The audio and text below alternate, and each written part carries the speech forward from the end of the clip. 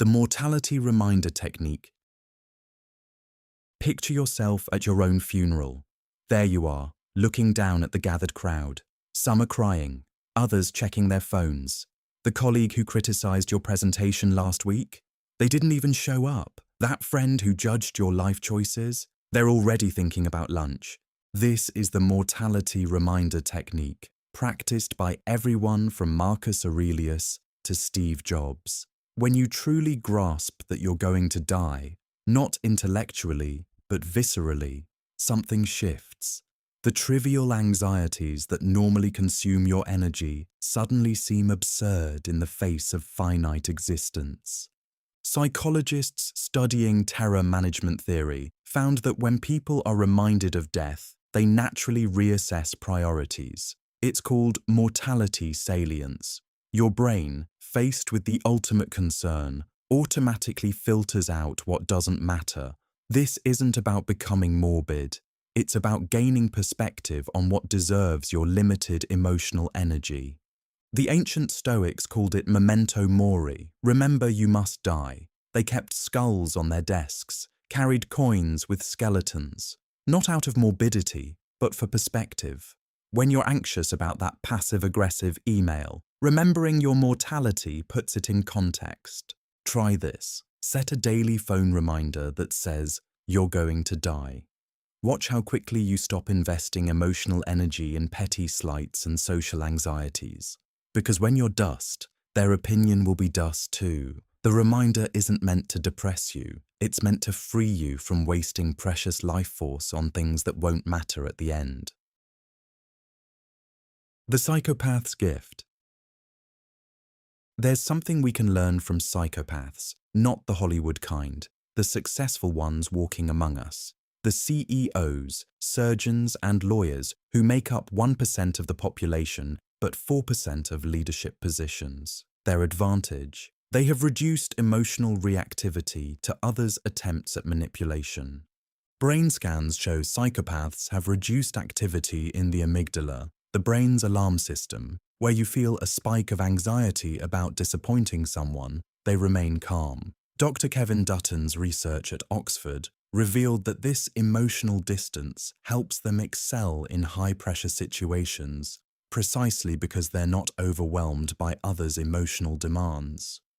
Now, you can't rewire your amygdala overnight, and you shouldn't want to lose empathy entirely. But you can borrow their technique of emotional distancing when dealing with manipulative people. When someone tries to guilt you, imagine their words are just sounds, mouth movements, no different from a dog barking or wind blowing. Strip the emotional content from manipulative communication. This isn't about becoming cold to everyone. It's about protecting yourself from those who weaponize emotions. The psychopath doesn't automatically accept responsibility for others' feelings. They see emotional manipulation as data, not obligation. Learning to selectively disengage your emotional radar when faced with guilt trips and manipulation. That's a survival skill. Because sometimes the kindest thing you can do for yourself is to remain unmoved by someone's attempt to control you through emotional pressure. The Stoics' death exercise. Marcus Aurelius, the most powerful man in Rome, spent his mornings imagining everyone he loved was already gone. His wife, his children, his closest friends. He'd picture their absence, their voices silenced forever. Then he'd open his eyes and go about his day with strange serenity. This was premeditatio malorum, the premeditation of evils. By mentally rehearsing loss in advance, the Stoics built emotional resilience. Modern psychologists recognize similar principles in exposure therapy. When you imagine difficult scenarios repeatedly, your brain stops treating them as catastrophic threats. Here's how it works. Apply this to situations where you're overly attached to specific outcomes. That promotion you're desperate for, imagine not getting it. See yourself being passed over. Feel the disappointment fully, then realize you're still breathing, the sun still rises, your worth remains unchanged. This isn't about becoming pessimistic or hoping for bad outcomes. It's about reducing the anxiety that comes from desperately needing things to go a certain way. When you've mentally rehearsed setbacks, you're freed from the exhausting vigilance of trying to prevent them. Seneca wrote, "What is quite unlooked for is more crushing in its effect, and unexpectedness adds to the weight of a disaster." By expecting that things might not go as planned, you free yourself from the tyranny of needing perfect outcomes. You've survived it all in your mind, so reality loses its power to devastate you through surprise. Spotlight effect. You think everyone's watching you, judging your clothes, your words, that stumble on the sidewalk. But here's what narcissists understand that you don't. Nobody's paying as much attention as you think. They're all too busy monitoring their own performance. It's called the spotlight effect. Psychologist Thomas Gilovich proved that we overestimate how much others notice us by 50%.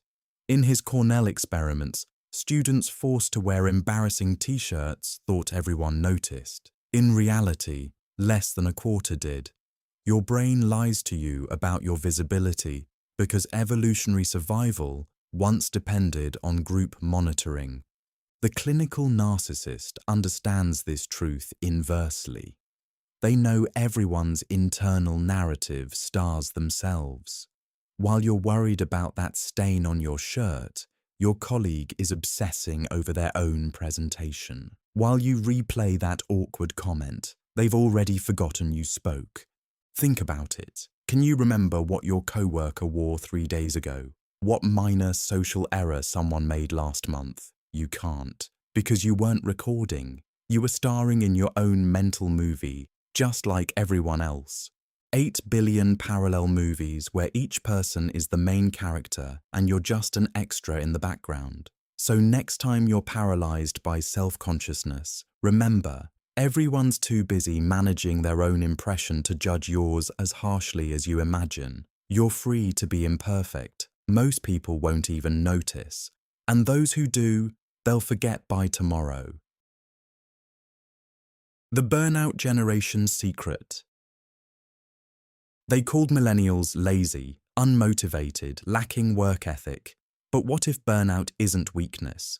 What if it's your nervous system forcing boundaries you couldn't set consciously? Dr. Christina Maslach's research on burnout reveals something fascinating. Chronic exhaustion doesn't just make you tired. It fundamentally rewires your emotional investment patterns as a protective mechanism. The emotionally exhausted lose the ability to care about external pressures, not by choice initially, but by necessity. The burned-out employee stops caring about exceeding expectations. The overwhelmed parent stops caring about Pinterest-perfect birthday parties. The exhausted student stops caring about being valedictorian, not because they're lazy, but because their emotional reserves have been depleted by unsustainable demands. And here's the secret, they often find relief. When you hit true burnout, you discover what psychologists call detached concern. You still fulfill responsibilities, but without the emotional overinvestment that was destroying you. You parent, but without competitive anxiety. You work, but without tying your worth to outcomes. This isn't advocating for deliberate burnout. That's dangerous. But recognizing that when your system forces you to care less, it might be protecting you from caring about the wrong things. Sometimes the path to balance isn't through more effort. Sometimes it's accepting that your inability to care about everything might be wisdom, not weakness. The sociopath's emotional economy. A diagnosed sociopath once explained emotions like this. You spend feelings like money. Most people are broke by noon. They're not wrong. While you're hemorrhaging emotional energy on every slight and inconvenience, the sociopath treats feelings as a finite resource. Dr. Martha Stout's research indicates sociopaths make up 4% of the population. They're not all killers. Most are your neighbors, navigating life with a simple principle. Emotional investment must yield returns. They don't waste anger on traffic. They don't spend anxiety on others' opinions. Every feeling is a calculated transaction. You can learn this without losing your humanity. Start tracking your emotional spending. That hour of rage over someone cutting you off in traffic. What did it buy you? The week of anxiety before a difficult conversation. What was the return on that investment? The sociopath would say you're operating at a loss. Try their method. Before you care, ask, what does this feeling purchase? Will your worry change the outcome? Will your anger correct the injustice? If not, you're throwing emotional currency into a void. The sociopath hoards their feelings for situations where caring creates change. They've turned indifference into an art form. And while you shouldn't become one, you can adopt their economic model. Because most of what you care about, it's emotional debt that will never be repaid. The Buddhist's burning house. The Buddha told a story. A man's house catches fire while his children play inside. He calls to them, but they're too engrossed in their toys to leave. So he lies, tells them he has better toys outside. Only when they run out do they see the truth. Their attachment to those playthings almost killed them. We're all in that burning house, clutching our grievances, our need for approval, our perfect plans, while the flames of time consume everything. Buddhist philosophy calls this upadana, grasping. The tighter you hold, the more it burns. Neuroscience confirms what monks knew centuries ago. Attachment activates the same brain regions as physical pain. Dr. Naomi Eisenberger's UCLA studies show social rejection lights up the anterior cingulate cortex, the same area that processes bodily injury. Caring literally hurts. The Buddhist solution isn't to become emotionless. It's to recognize you're holding on to things already lost. That job you're terrified of losing, already gone. If not today, then eventually. That person whose approval you need. Their opinion is as impermanent as morning mist. You're playing with toys in a burning house. And the Buddha's gift is this. Once you see the flames, you can't unsee them. Once you know everything you care about will turn to ash, you're free to let go. Not from nihilism, but from wisdom. Because only when you drop the toys can you walk out of the fire. The manipulator's reverse psychology. Watch a skilled manipulator work and you'll notice something strange. They often get people to not care by caring too much themselves. It's psychological jujitsu, using someone's resistance against them. Dr. Robert Cialdini documented this in his persuasion research. When someone becomes overly invested in making you care, it triggers psychological reactance. Your brain rebels. The harder they push, the less you want to give in. Manipulators know this. They'll shower you with concern about something until you're desperate to prove you don't care. The technique works like this. A toxic friend wants you to worry about their drama. Instead of asking directly, they'll say, "Don't worry about my problems," repeatedly until you're drowning in their concern. A controlling partner insists, "I just care about your health," until you rebel by eating worse. They weaponize caring until not caring becomes your only escape. But here's where it gets interesting. You can use this on yourself. When you can't stop caring about something, amplify it to absurdity. Set aside an hour to care intensely. Write pages about how much you care. Care until caring becomes exhausting. Your brain will naturally swing the opposite direction. The manipulator's gift is showing us that caring and not caring aren't fixed states. They're psychological positions you can influence. Sometimes the path to indifference is through excessive concern. Care so much it breaks, and freedom waits on the other side. The nihilist's freedom. Nietzsche declared God dead not to promote despair but to liberate. If there's no cosmic scorekeeper, no ultimate meaning, no grand plan, then your anxiety about doing life right is gloriously pointless. This is nihilism's gift. The the freedom of meaninglessness. Dr. Viktor Frankl, a Holocaust survivor, discovered in the camps that when all meaning is stripped away, you can create your own. But first, you must truly accept the void. Most people can't. They frantically construct meaning to avoid the abyss. The nihilist doesn't avoid it. They dive in. Yes, nothing matters. Yes, we're cosmic dust on a random rock. Yes, every achievement will be forgotten. And precisely because of this, not despite it, you're free. Free from the universe's expectations because the universe has none. Free from cosmic judgment because there's no judge. Think about what you're afraid of. Failure. In a meaningless universe, failure is just rearranged atoms. Death? You're returning to the void you came from. Others' opinions? They're meaningless beings judging another meaningless being about meaningless actions. This isn't depressing. It's the ultimate liberation. Every weight on your shoulders is one you placed there. Every standard you're failing to meet is one you invented. The nihilist laughs at your stress because they know the secret. In a universe that doesn't care, you're finally free to stop caring too. The Gaslighter's Toolkit. You need to recognize gaslighting not to use it, but to understand when others are using it to weaponize your capacity to care. They make you question reality itself until caring about your own perceptions seems pointless. Dr. Stephanie Sarkis identifies the pattern. First, they create confusion about basic facts. That's not what happened. Then they attack your memory. You're too sensitive, you're remembering it wrong.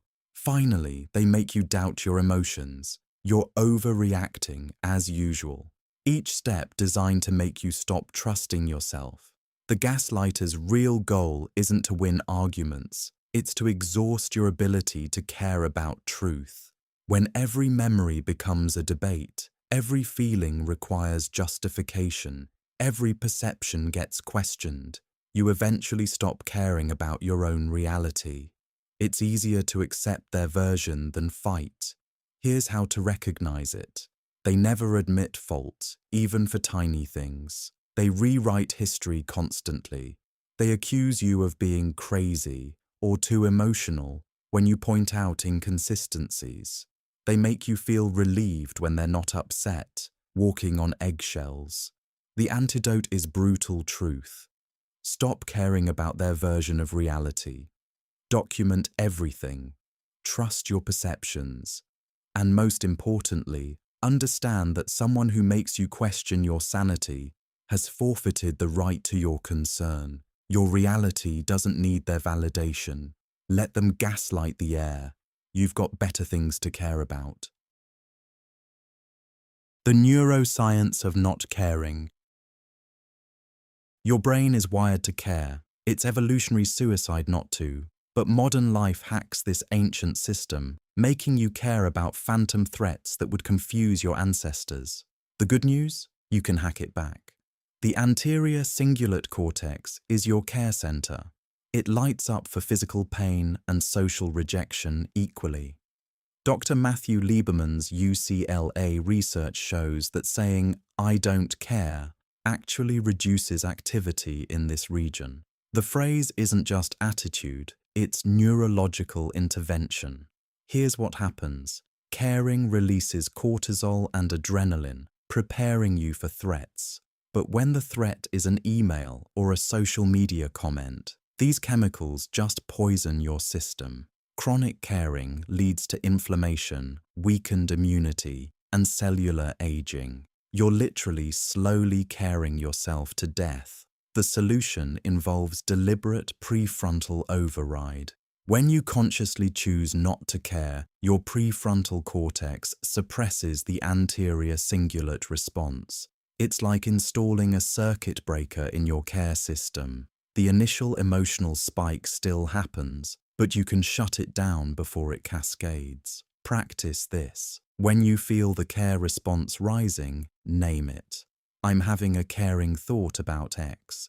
This activates the prefrontal cortex and creates distance, then redirect attention. Your brain can only deeply process one thing at a time. Choose wisely, because at the neurological level, not caring is a learnable skill. The amygdala hijack overrides. That instant rage when someone cuts you off. The immediate panic when your boss says, "We need to talk." That's your amygdala, a tiny almond-shaped region that hijacks your brain before logic can intervene. It makes you care intensely about things that don't matter, all in milliseconds. Dr. Joseph Ledoux mapped this process. Sensory information hits the amygdala 40 milliseconds before reaching your rational brain. By the time you think, "Should I care about this?" your body's already flooded with stress hormones. You're caring before you choose to care. But there's a hack. The amygdala can't maintain hijack mode for more than 90 seconds without new input. Dr. Jill Bolte Taylor discovered this after her stroke. Any emotion, no matter how intense, physiologically completes in a minute and a half. Everything after is you choosing to re-trigger it. So when you feel that instant care spike, count to 90. Don't judge the feeling. Don't feed it stories. Just watch it like a scientist. Interesting. My amygdala thinks this email is a saber-toothed tiger. By second 91, the chemical wave passes. You're back in control. This is how you override evolution, not by preventing the initial reaction, that's impossible, but by refusing to refuel it. Let the amygdala scream its ancient warnings. After 90 seconds, it's out of breath, and you're free to stop caring about it. Dopamine fasting from validation.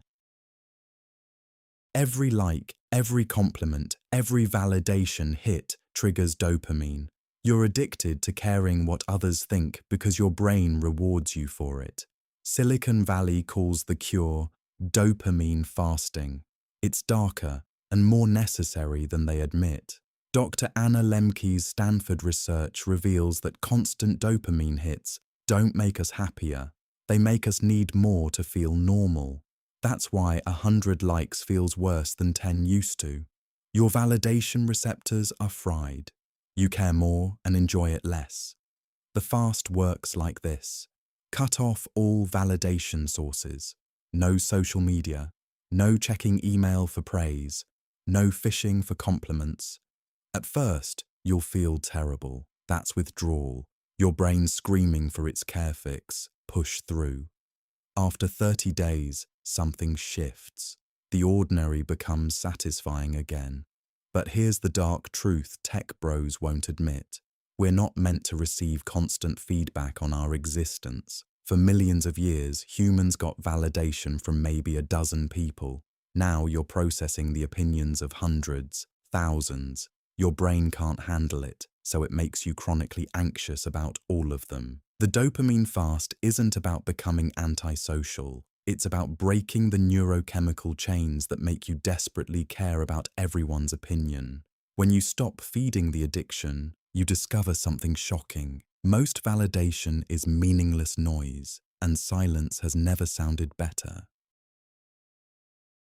The default mode network hack.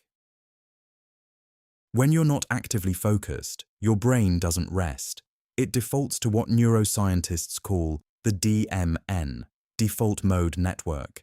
And guess what it loves to do? Ruminate about what others think, replay social failures, imagine future rejections. Your brain's screensaver is programmed to make you care. Dr. Marcus Aurelius discovered the DMN at Washington University. It consumes 20% of your body's energy, just making you anxious about nothing. Brain imaging shows depressed people have hyperactive DMNs.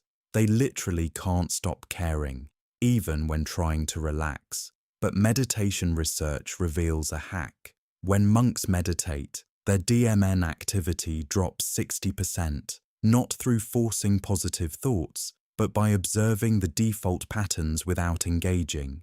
They watch their brain try to make them care and simply don't participate. Try this. Set random phone alarms throughout the day. When they ring, notice what your brain was doing.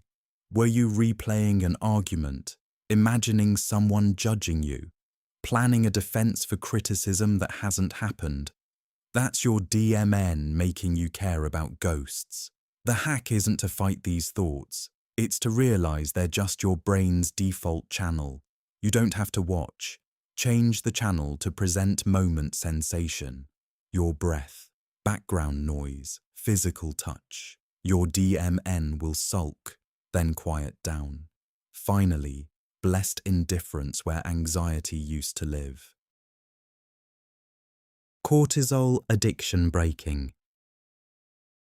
You're addicted to caring, not metaphorically, literally. Your body is hooked on the stress hormones that caring produces. Cortisol is your drug, and worry is how you score. Dr. Heidi Hanna's research shows chronic stress creates genuine physiological dependence. Your body adapts to high cortisol levels, then needs them to feel normal. Without worry, you feel empty, uncomfortable, so you unconsciously seek things to care about, drama to stress over, problems to solve that aren't yours. Recognize the pattern. You finish one worry and immediately find another. You solve a problem and feel anxious, not relieved. Peace makes you restless. You're most comfortable in crisis. That's not your personality, that's addiction. Breaking it requires treating care like a substance to quit. First, recognize withdrawal. When you stop caring about something, you'll feel physically uncomfortable, restless, like something's missing. That's not intuition telling you to care again. That's withdrawal. Second, replace the high. Exercise produces similar neurochemical rewards without the damage. So does deep breathing, cold showers, intense music. Find healthy ways to spike your system. Third, expect relapse. You'll catch yourself manufacturing problems to care about, creating drama for your fix. Stop. Breathe. Choose withdrawal over another hit. Because caring about everything is just another addiction to quit. The prefrontal shutdown technique.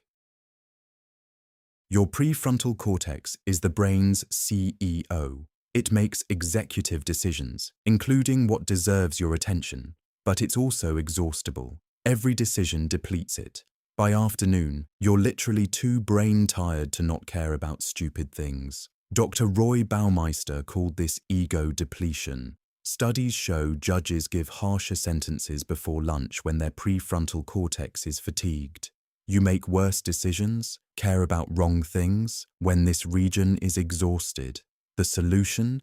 Deliberately shut it down before it crashes. The technique comes from air traffic controllers who face constant life or death decisions.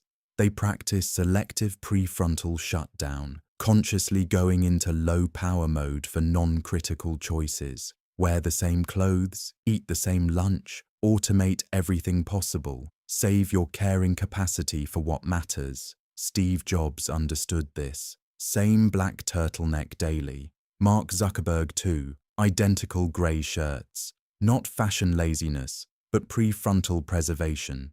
Every tiny decision you don't make is caring capacity saved for important things. Try this. Identify your daily care drains. Choosing clothes, deciding lunch, checking certain emails. Eliminate them. Create rules, routines, uniforms. The goal isn't efficiency, it's indifference. When your prefrontal cortex doesn't waste energy on trivia, you'll find you naturally stop caring about the small stuff, not through wisdom, but through cognitive economics. Mirror neuron manipulation. Mirror neurons make you unconsciously mimic others' emotions. Someone's anxious, you feel anxious. They're upset, you disappointed them. You feel their disappointment as your own. You literally care because your brain mirrors their caring. Dr. Giacomo Rizzolatti discovered these neurons in the 1990s. They're why you yawn when others yawn, why movies make you cry, Why someone else's bad mood ruins your day. Your mirror neurons don't distinguish between their emotions and yours. You're caring by contagion. But here's the exploitation. Manipulative people unconsciously or deliberately trigger your mirror neurons.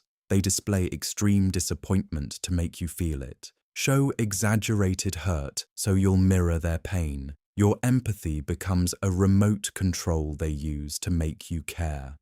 The defense is conscious override. When someone's emotions feel overwhelming, pause. Ask, is this my feeling or am I mirroring theirs?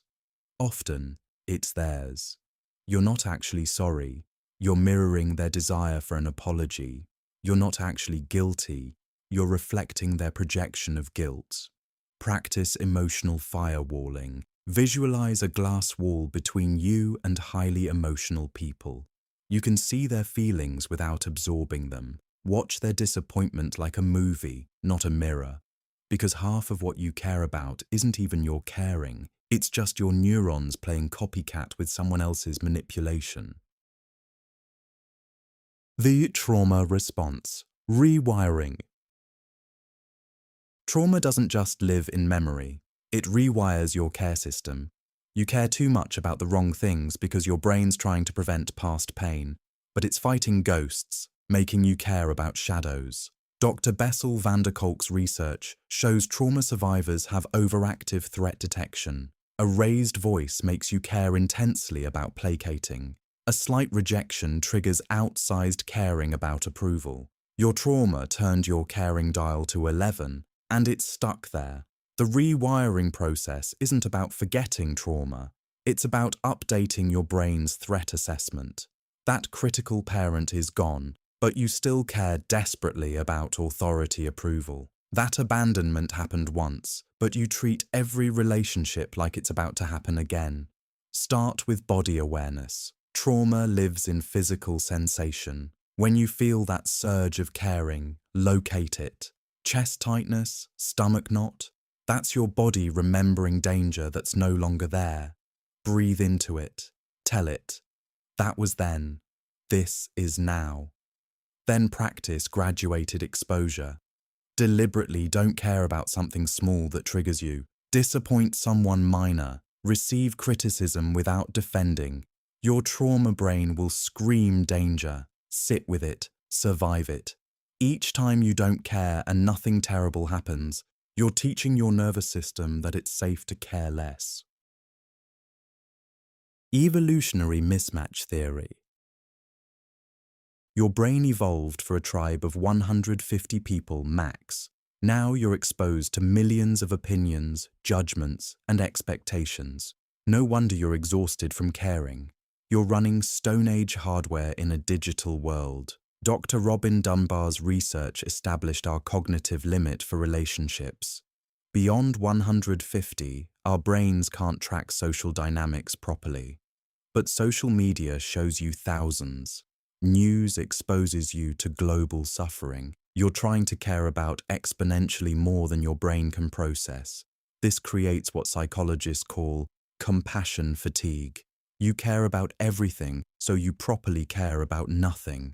A friend's problem gets the same shallow concern as a distant tragedy. Your care response flatlines from overuse. The evolutionary mismatch explains why you're so drained. Your ancestors cared about their tribe's opinion, crucial for survival. But trying to care about Twitter's opinion, Instagram's judgment, that's like asking a calculator to run modern software. It'll try until it crashes. The solution is artificial tribalism. Choose your 150. Everyone else's opinion is literally beyond your brain's design capacity to process.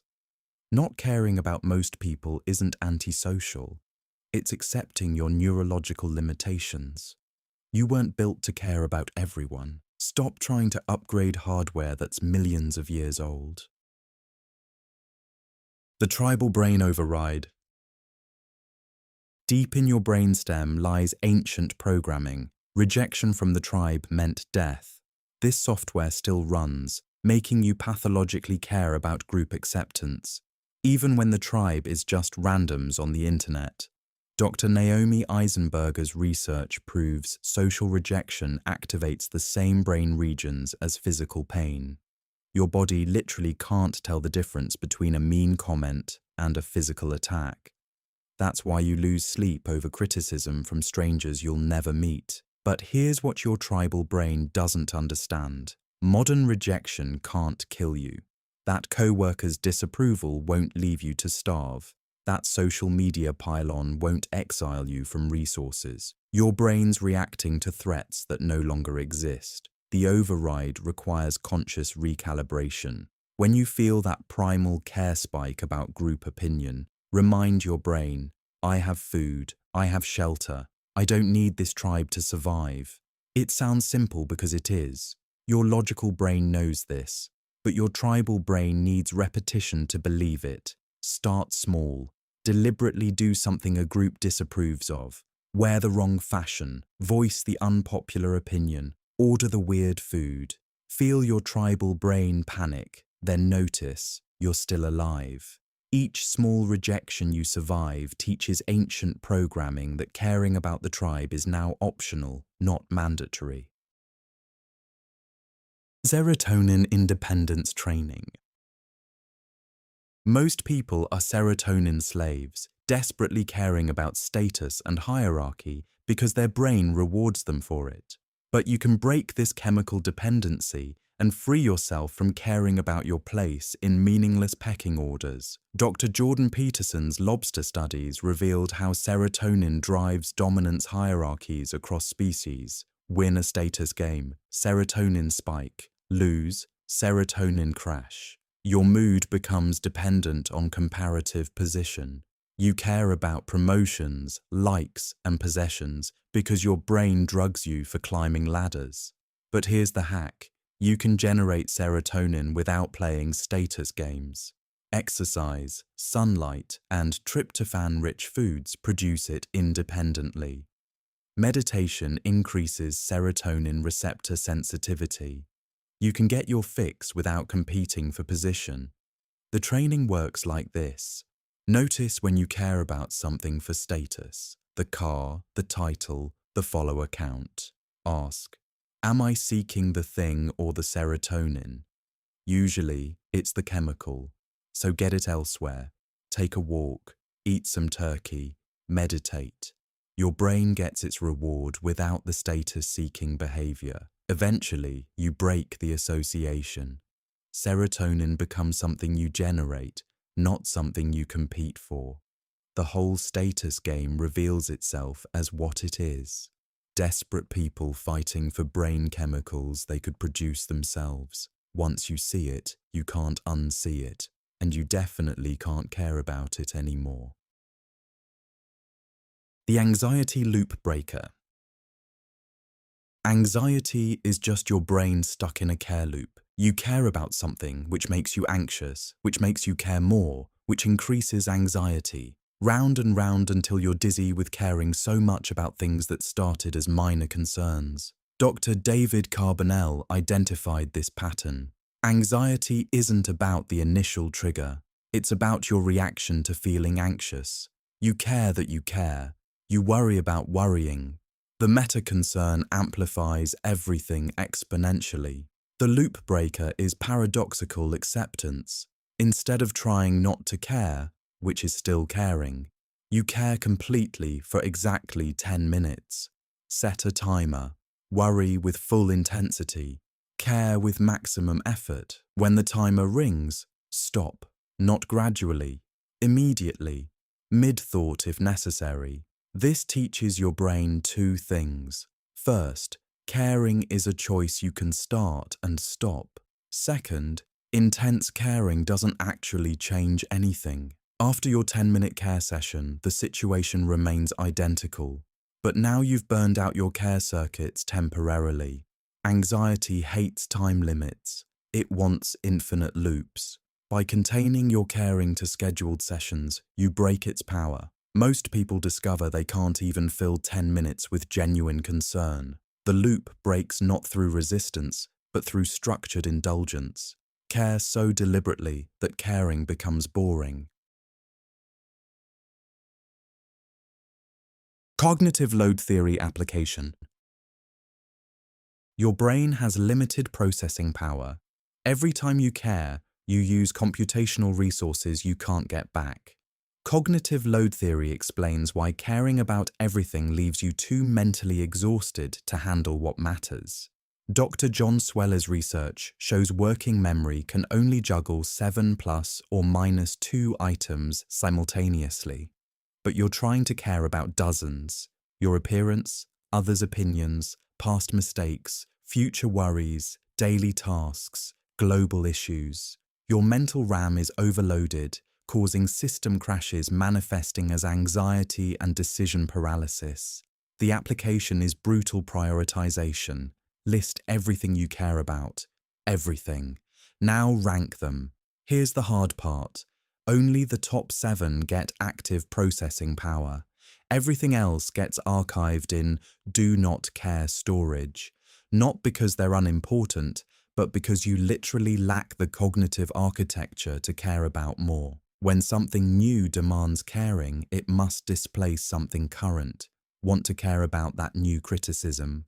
Fine. Which top 7 item are you dropping? This forces conscious choice about your attention and care allocation. Most people discover their cognitive load is wasted on low-priority concerns, while important things suffocate. Your brain is a computer with unchangeable specs. You can either run a few important programs well, or dozens of trivial ones poorly. Cognitive load theory says you're probably doing the latter. Time to force quit some caring processes.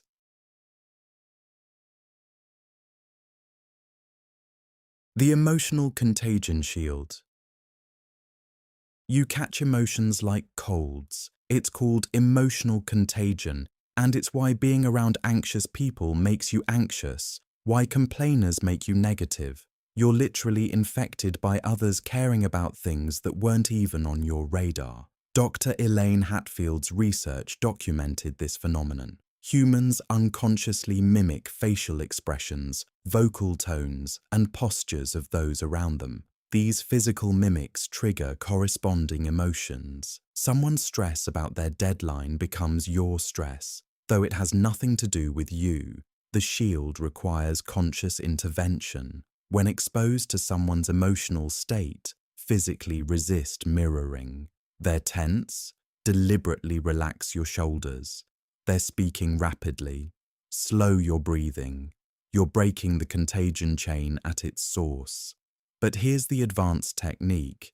Become a carrier of not caring. Since emotional contagion works both ways, you can infect others with indifference. When they vent about trivial problems, respond with calm disinterest. Not cruel dismissal, but the serene energy of someone who genuinely doesn't care. Watch what happens. Their anxiety often deflates. Their urgent concern suddenly seems less critical. You've become patient zero for an epidemic of not caring. In a world where everyone's infecting each other with stress, choosing to spread indifference is almost a public service. Neuroplasticity of indifference. Your brain physically changes based on what you care about.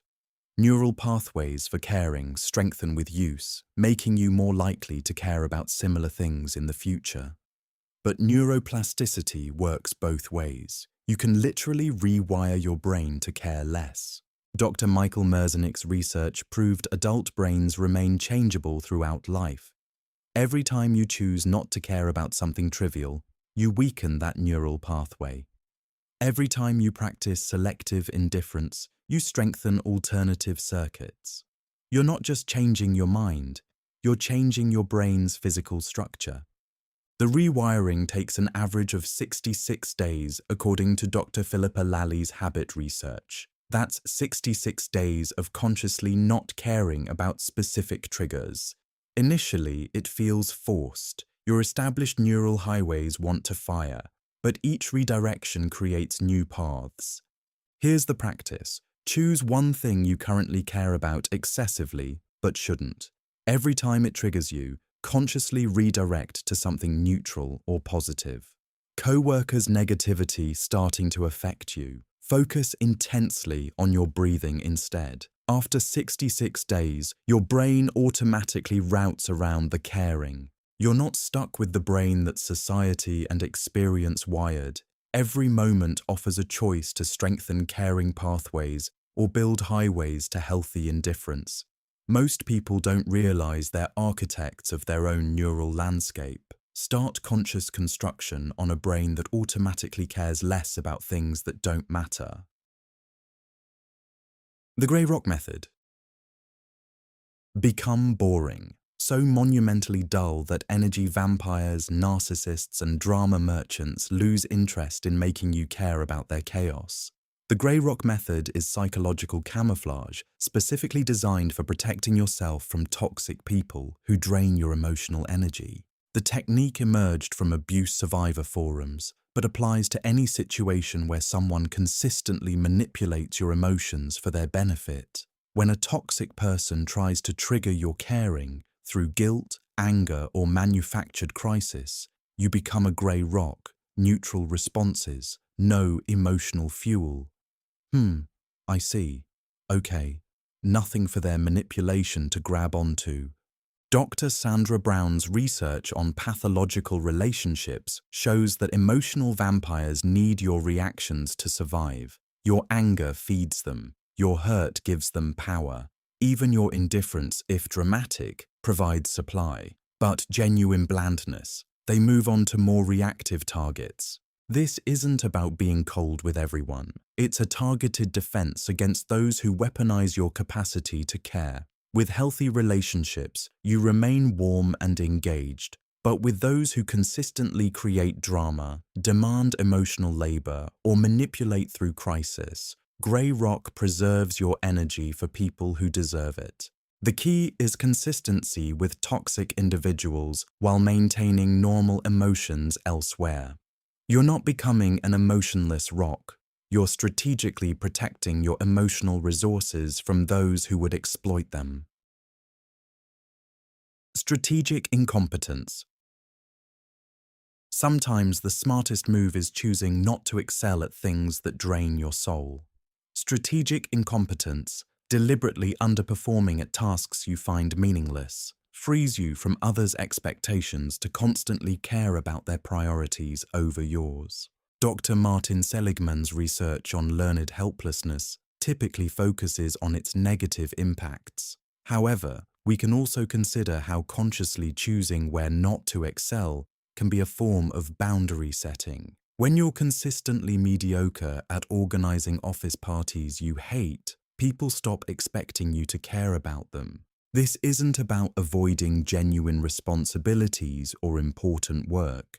It's about energy allocation. If planning the office holiday party depletes energy you need for actual work or family, being bad at party planning is strategic resource management. Watch how it works. Be mediocre at tasks that don't align with your values or goals. Forget details about workplace drama. Consistently misunderstand passive-aggressive hints, not maliciously, just with the benign incompetence of someone whose mind is on more important things. The strategy is selective. Excel where it matters, your core work, key relationships, personal growth. But for energy-draining extras that others volunteer you for, strategic incompetence protects your caring capacity for what truly deserves it. Every skill you develop becomes an expectation to use it. Before becoming excellent at something, ask, do I want to care about this forever? Sometimes conscious mediocrity in certain areas enables excellence where it counts. The calculated disappointment. Learn to manage others' expectations strategically. By allowing small, controlled disappointments in areas that don't matter, you train others to stop expecting you to care about everything, freeing energy for what's truly important. Dr. Brené Brown's research on perfectionism and people-pleasing reveals the exhaustion of trying to meet everyone's expectations. Building on this understanding, we can consider how consciously managing expectations downward in non-essential areas preserves energy for what matters. This isn't about becoming unreliable or letting people down when it counts. It's about sustainable relationship dynamics. If you always respond instantly to non-urgent messages, instant response becomes expected. If you sometimes take a day, delayed response becomes normal. The technique requires calibration. For core responsibilities and important relationships, maintain high standards. But for peripheral demands on your caring, set realistic boundaries. Cancel occasional non-essential plans. Deliver good work instead of killing yourself for perfect. Say no to extra projects that would compromise your well-being. Here's why it works. When you try never to disappoint anyone, you exhaust yourself meeting infinite expectations. But when you're selective about where you invest maximum effort, you have energy to excel where it matters while maintaining sanity. Each small boundary is an investment in sustainable caring. By not caring about meeting every expectation, you preserve capacity to deeply care where it counts. Your health, close relationships, meaningful work. Strategic disappointment in small things enables you to not disappoint in big things. Weaponized apathy.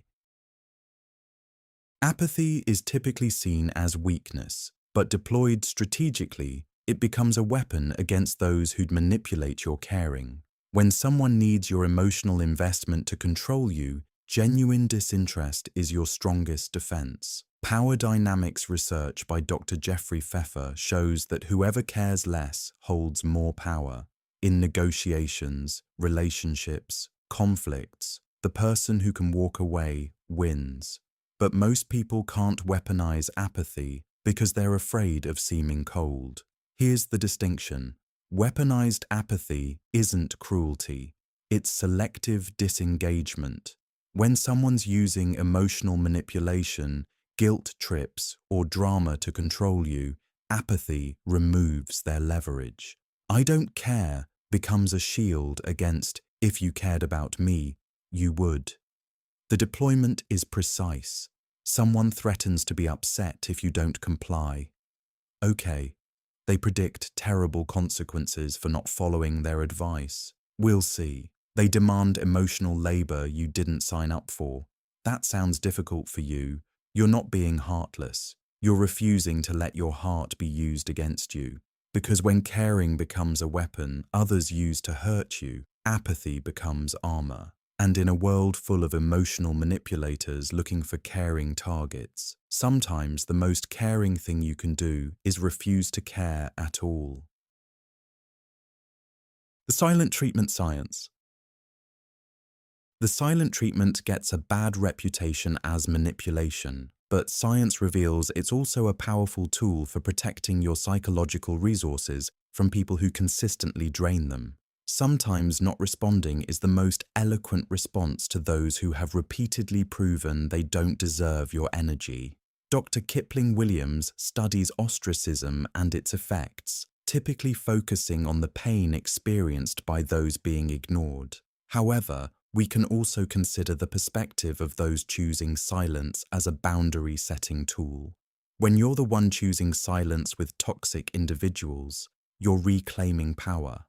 Every unreturned text from a manipulative person, every ignored provocation, is a declaration that your attention isn't automatically owed. This approach is specifically for people who consistently drain you or behave manipulatively, not for healthy relationships experiencing normal conflict. Communication requires energy. Emotional conversations with difficult people demand even more. When someone repeatedly pulls you into exhausting exchanges that serve only them, silence becomes necessary self-care. You're not punishing them, you're preserving yourself. But here's the key. Strategic silence isn't angry or vindictive. It's neutral. Angry silence still invests emotional energy. It's loud with unspoken emotion. True strategic silence is quiet inside and out. You're not ignoring them to make a point. You're not engaging because they've demonstrated through repeated behavior that interaction isn't worthwhile. The most powerful aspect: silence can't be argued with. They can't twist words you didn't say, can't debate positions you didn't take, can't drain energy you didn't give.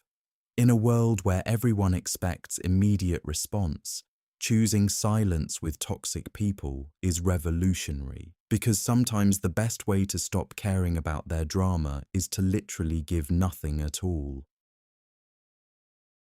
Tactical vulnerability.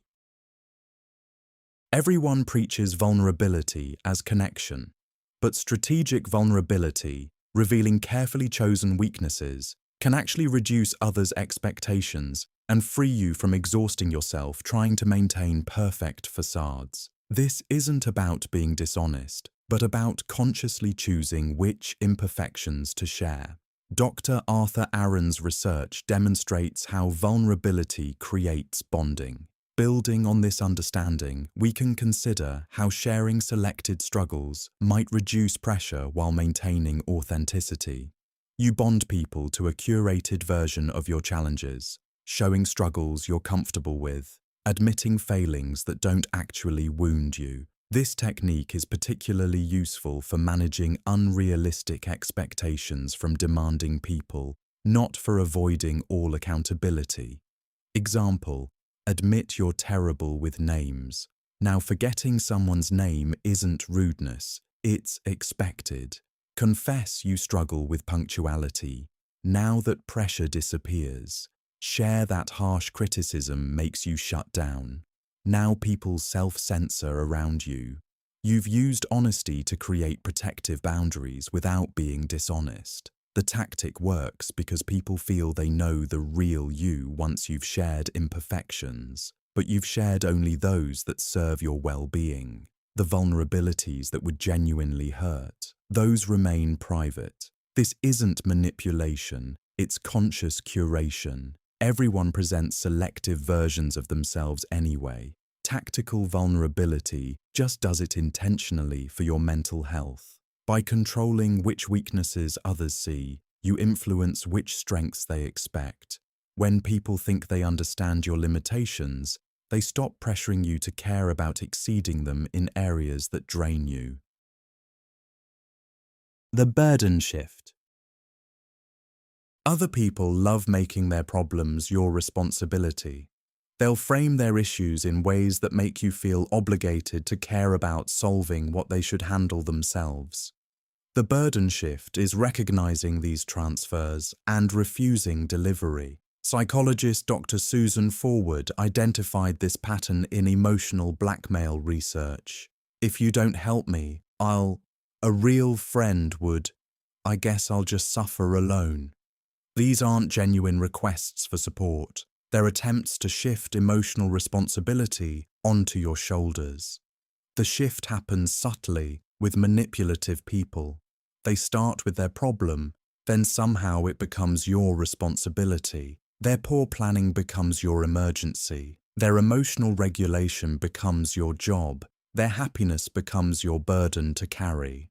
Most people accept these transfers unconsciously because they're framed as caring or loyalty. Here's how to refuse delivery while remaining compassionate. That sounds really difficult for you. Acknowledges their struggle without accepting responsibility. What do you plan to do? Returns agency to them.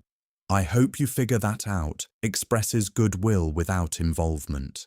Watch them escalate when burden shifting fails. They'll increase pressure, amplify guilt, predict dire consequences. Hold steady.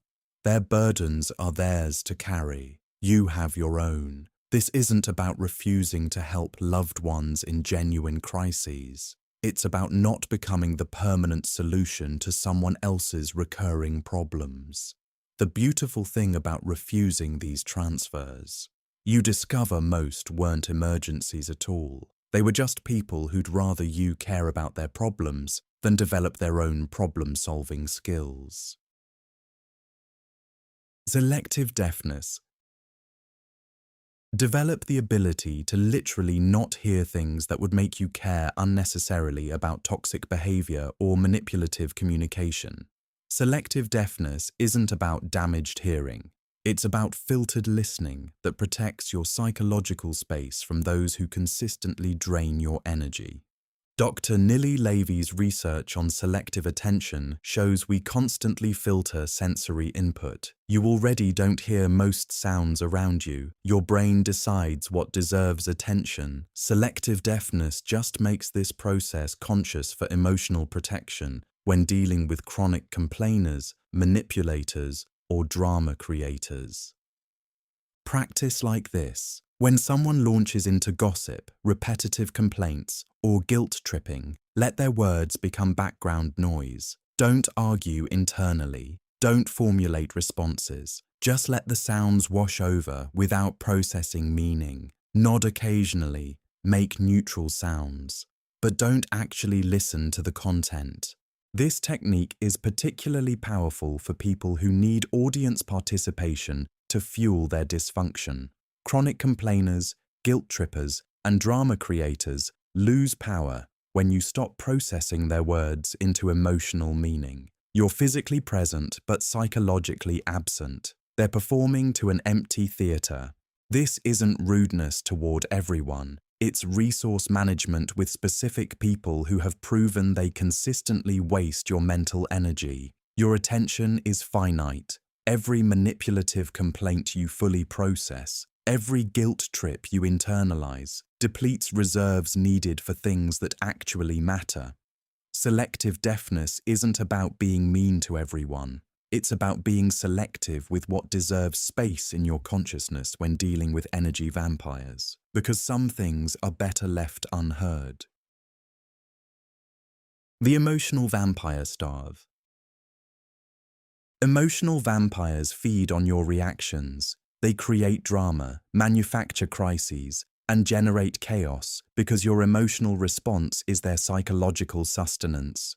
The only way to neutralize an emotional vampire is complete starvation of the reactions they crave. Dr. Judith Orloff identified these energy predators in clinical practice. Research shows that interacting with consistently manipulative, drama-creating people literally depletes your neural resources. Your stress response feeds their need for attention and control. Your caring becomes their energy source. Starvation requires complete emotional fasting around these specific individuals. No anger when they provoke. No sympathy when they play victim. No frustration when they create problems. Not even visible indifference. That's still a reaction they can feed on. Give them the emotional equivalent of air. The extinction burst will be intense. Like any system losing its fuel source, they'll escalate desperate attempts to get reactions. Bigger dramas, worse manufactured crises, more aggressive provocations. This is when most people break, giving them an emotional reaction that resets the entire toxic cycle. Hold through the burst. Continue offering no emotional fuel. Eventually, they'll move on to easier targets. Someone who still invests emotional energy in their manufactured problems. You'll know it worked when they simply disappear, off to find another host for their dysfunction. This approach is specifically for people who have repeatedly demonstrated they create chaos for attention, not for loved ones going through genuine difficult times. Because emotional vampires can't survive around people who refuse to provide the emotional reactions that sustain their behavior. Machiavellian detachment. Niccolò Machiavelli understood something most miss. The appearance of caring is often more useful than actually caring when dealing with manipulative or demanding people. Machiavellian detachment means performing appropriate concern while remaining internally indifferent, saving your genuine emotional investment for when it truly serves your well-being. Research by Dr. Delroy Paulhus on personality traits shows that successful people often display emotional flexibility, showing concern when advantageous, withdrawing it when it would be harmful to their well-being. This isn't sociopathy. It's conscious choice about when to engage emotions strategically with people who have proven they don't deserve your genuine care.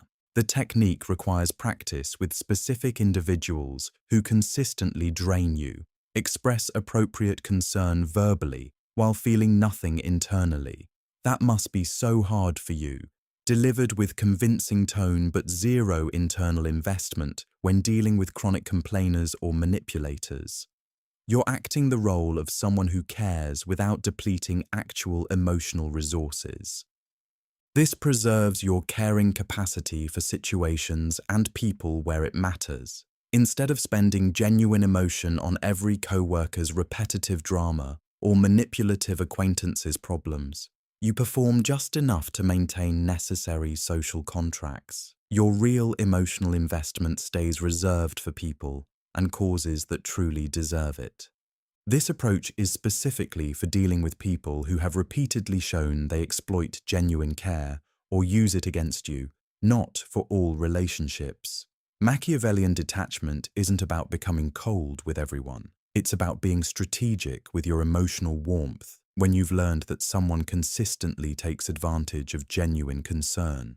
Because in a world where some people demand infinite caring while giving nothing back, learning to perform care saves your capacity to make it real when it counts. The power of calculated rudeness. Politeness is a social contract, but when others consistently exploit that contract to make you care about their opinions while disrespecting your boundaries, calculated rudeness becomes necessary self-defense. Sometimes the kindest thing you can do for yourself is be strategically unkind to those who take advantage of your kindness. Dr. Christine Porath's research on workplace incivility typically focuses on its costs. However, we can also consider its strategic benefits when dealing with boundary violators. Calculated rudeness creates protective barriers. It signals that you're not available for certain types of interaction. It protects your psychological space from chronic invasion. The calculation is key. This isn't random hostility toward everyone. It's precise deployment of social friction with specific people who have proven they don't respect normal boundaries. Interrupt the person who chronically dominates conversations. Give one-word answers to invasive questions from people who consistently overstep. Leave conversations that drain you without elaborate explanations to those who never respect your time.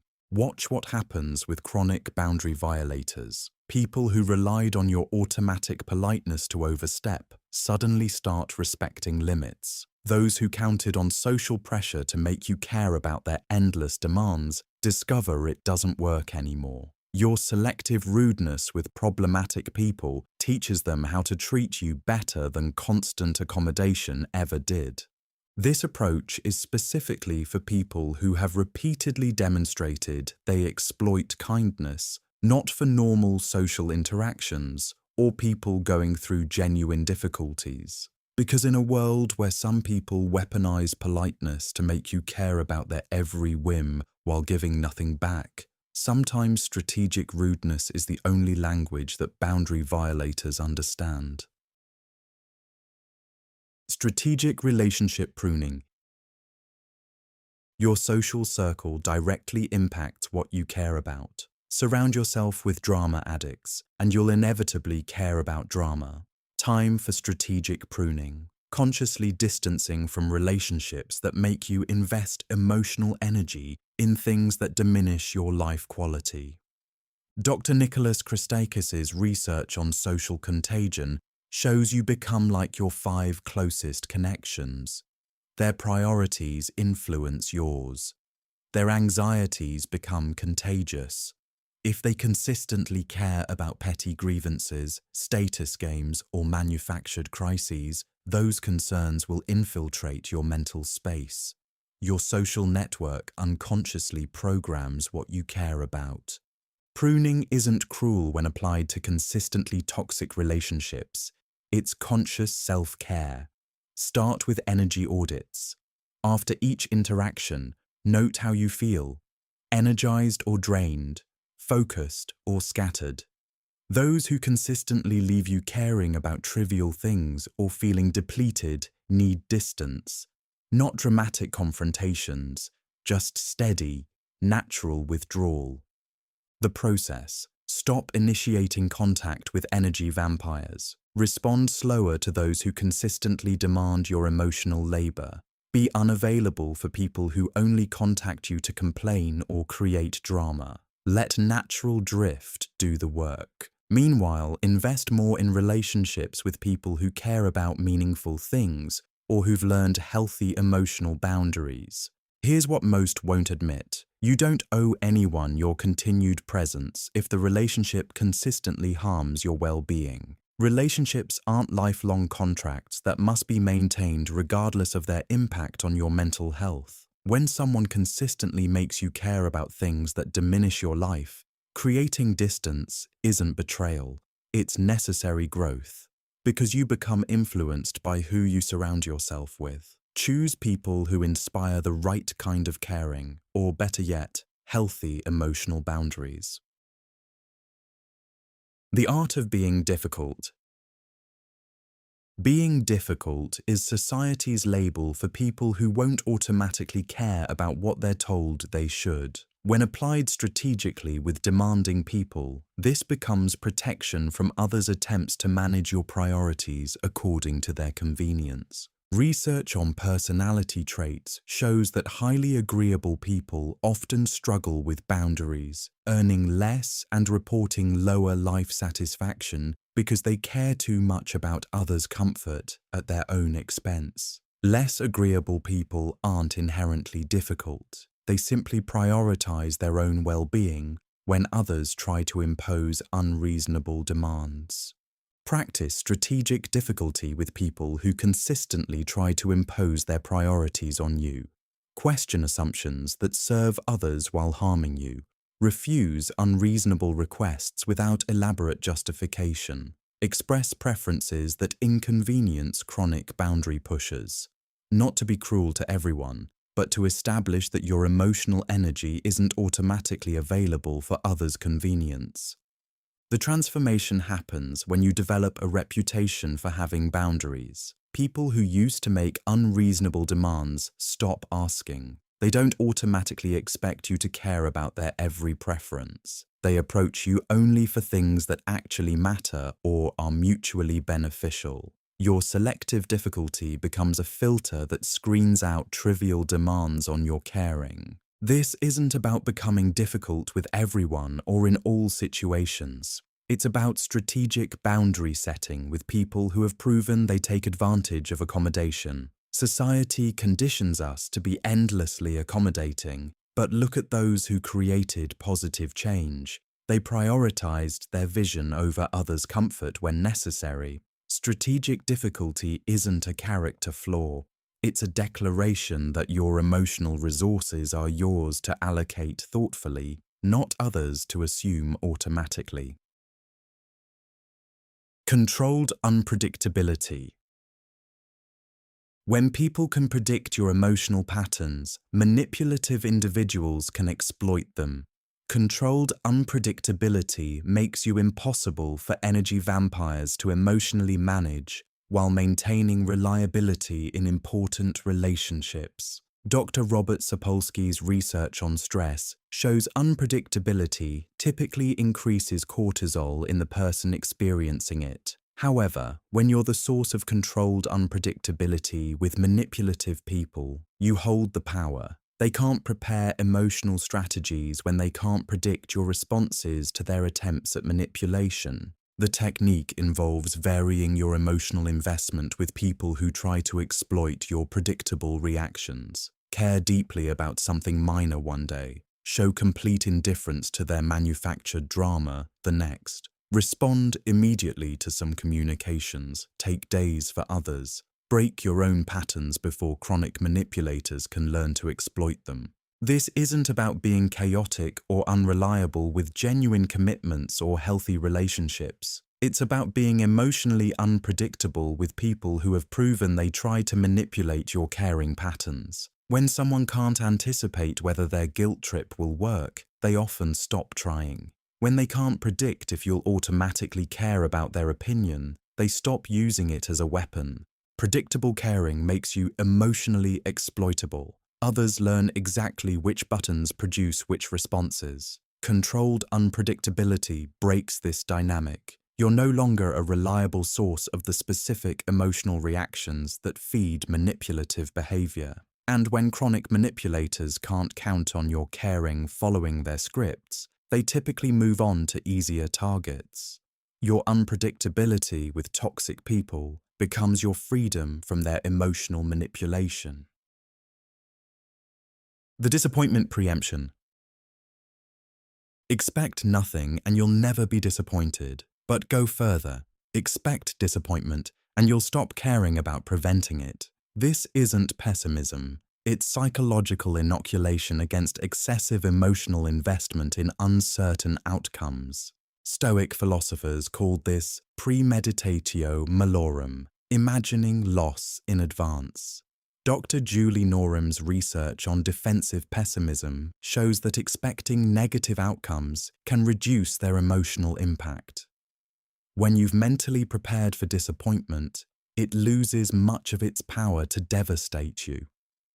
Practice active disappointment expectation before situations where you typically overinvest emotionally. Before any important interaction, imagine it going poorly. See the rejection, the failure, the letdown, not to manifest negativity, but to preemptively process the emotional impact.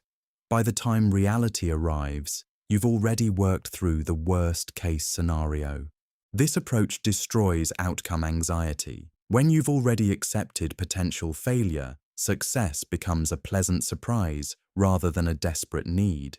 When you've already processed possible rejection, acceptance becomes a bonus, not a requirement. You stop caring excessively about results because you've pre-accepted all possibilities. People call this negative thinking, but it's actually emotional preparation. Olympic athletes visualize both victory and defeat. Military strategists plan for failure scenarios before hoping for success. By expecting disappointment in advance, you free yourself from the exhausting business of trying to control uncertain outcomes. The paradox: when you stop desperately caring about avoiding disappointment, you often perform better anyway, because anxiety no longer interferes with your natural capabilities. But that's not why you practice this technique. You practice it to free yourself from outcome dependency. Epictetus's slave wisdom. Epictetus was born a slave, lived as a slave, yet became one of history's freest minds. His secret? He understood what deserved his emotional investment and what didn't. Physical chains? Not worth caring about since he couldn't control them. Mental freedom? Everything, because that remained within his power. His core teaching: some things are within our power, others are not. Revolutionary in simplicity. Your thoughts, choices, responses, yours to control. Everything else, others' actions, outcomes, circumstances, waste of emotional energy. A slave who understood this was freer than emperors who didn't. Modern application: list your current worries. Split them into my control and not my control. Be ruthless in your categorization. That promotion decision, not your control. Your work performance, your control. Others' opinions, not your control. Your behavior, your control. Now eliminate the entire not my control list from your emotional investment budget. Epictetus took this to extremes. When his master broke his leg, Epictetus's response was simply, "I told you it would break if you kept twisting it." No anger, no self-pity. His body wasn't under his control, so he didn't waste emotion on its condition. His mind remained unbroken, so he remained free.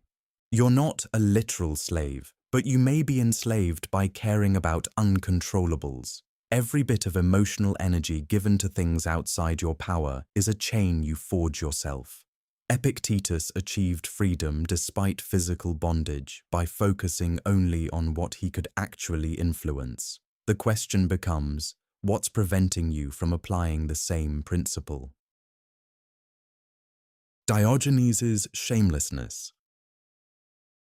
Diogenes lived in a barrel, rejected social conventions entirely, and told Alexander the Great to step out of his sunlight.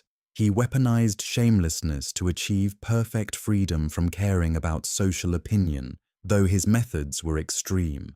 When criticized for violating social norms, he would respond with logic rather than shame. When told his public behavior was inappropriate, he replied that he was simply being honest about human nature. He turned shame, society's primary control mechanism, into something he found amusing rather than controlling.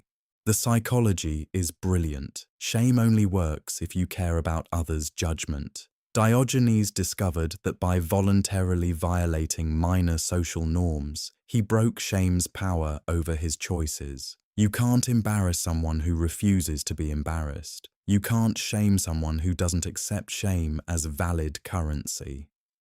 Modern translation: what mild social norm could you violate to practice healthy shamelessness? Sing off-key without apologizing, wear clothes that don't match, admit ignorance proudly instead of pretending knowledge. Each small shameless act weakens shame's grip on your decision-making.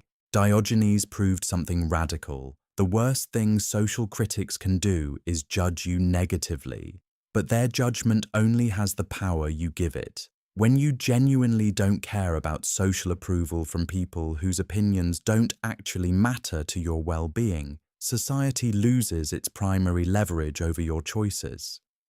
This doesn't mean being cruel or inconsiderate to others. It means not letting fear of social judgment prevent you from living authentically. Diogenes may have lived in a barrel, but he was freer than kings because social pressure couldn't control his choices. Lao Tzu's Wu Wei.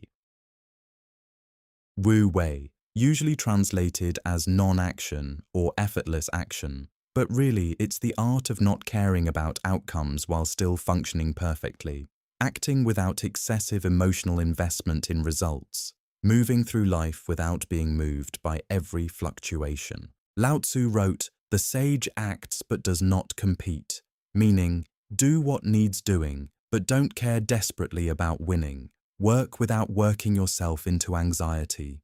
Achieve without achievement becoming your identity. It's not laziness, it's action stripped of unnecessary emotional weight. Modern neuroscience supports this ancient wisdom. Dr. Mihaly Csikszentmihalyi's flow research shows peak performance happens when you're absorbed in action without self-conscious concern about results. Excessive caring about outcome actually decreases performance because anxiety interferes with natural ability. Practice Wu Wei by choosing a task you usually stress about. Do it with complete focus, but minimal emotional investment in the result. Write the report with full attention, but without anxiety about how it's received. Have the difficult conversation with presence, but without attachment to the specific outcome. Act as water acts, flowing where needed without caring about the destination. Water doesn't struggle against the riverbank or worry about reaching the ocean. It simply moves according to natural principles. The paradox: when you stop caring excessively about results, results often improve because you're no longer interfering with your natural capabilities. But that's not why you practice Wu Wei. You practice it because action without emotional attachment is freedom. The highest achievement is achieving without desperate caring about the achievement itself. Schopenhauer's Hedgehog Dilemma. Arthur Schopenhauer observed hedgehogs huddling for warmth in winter. Too close, they hurt each other with their spines. Too far, they freeze. The perfect distance: close enough for warmth, far enough to avoid pain. This is your blueprint for emotional investment in relationships. Schopenhauer understood that human connection inevitably involves some suffering. Get too emotionally invested in others, and their flaws, changes, and eventual absence will wound you deeply. Stay too distant, and isolation damages you slowly. The wisdom lies in calibrated caring. Modern attachment theory supports this insight. Dr. Mary Ainsworth's research shows secure attachment means connection without fusion. Closeness without codependence. You care about people while maintaining enough psychological distance to protect yourself from being consumed by their problems or moods. Apply hedgehog wisdom. With each relationship, find your optimal emotional distance, close enough to connect meaningfully, far enough to maintain your independence. Care about their well-being without making it your responsibility to fix them. Love them without losing yourself in their drama. Support them without sacrificing your own stability. Schopenhauer spent his life relatively alone with his poodles, perhaps taking his own philosophy too far. But his insight remains valuable. The amount you emotionally invest in others should never exceed your capacity to survive their loss or absence, because everyone you care about will eventually hurt you, leave you, or die. Hedgehog distance isn't cynicism about relationships. It's sustainable caring that protects both parties from the inevitable pain that comes when people get too enmeshed. You can love deeply while maintaining the psychological space needed to remain whole when relationships change or end. Camus' Absurd Man. Albert Camus faced the ultimate philosophical question: if life has no inherent meaning, why continue living? His answer birthed absurdism, the art of living fully while not caring about cosmic purpose. It's liberation through accepting life's fundamental absurdity. The absurd man sees life's meaninglessness not as depressing, but freeing. No cosmic scorekeeper means no cosmic standards to meet. No ultimate purpose means you can't ultimately fail at some predetermined goal. Camus wrote, "The struggle itself toward the heights is enough to fill a man's heart." Translation: stop caring about reaching some imaginary summit because there is no objective top. This isn't nihilistic despair. It's joyful rebellion against the need for external validation of your choices. Sisyphus pushing his boulder up the mountain for eternity, knowing it'll roll back down. Camus suggests imagining him happy. He's free from caring about progress because progress towards some cosmic goal is impossible. He can focus entirely on the experience of pushing itself. Modern application: your career, relationships, achievements, all ultimately temporary in cosmic terms. Everyone you know will die. Everything you build will eventually crumble. And that's precisely why you can stop caring desperately about doing everything correctly according to others' standards. There is no universally correct way to live in an absurd universe.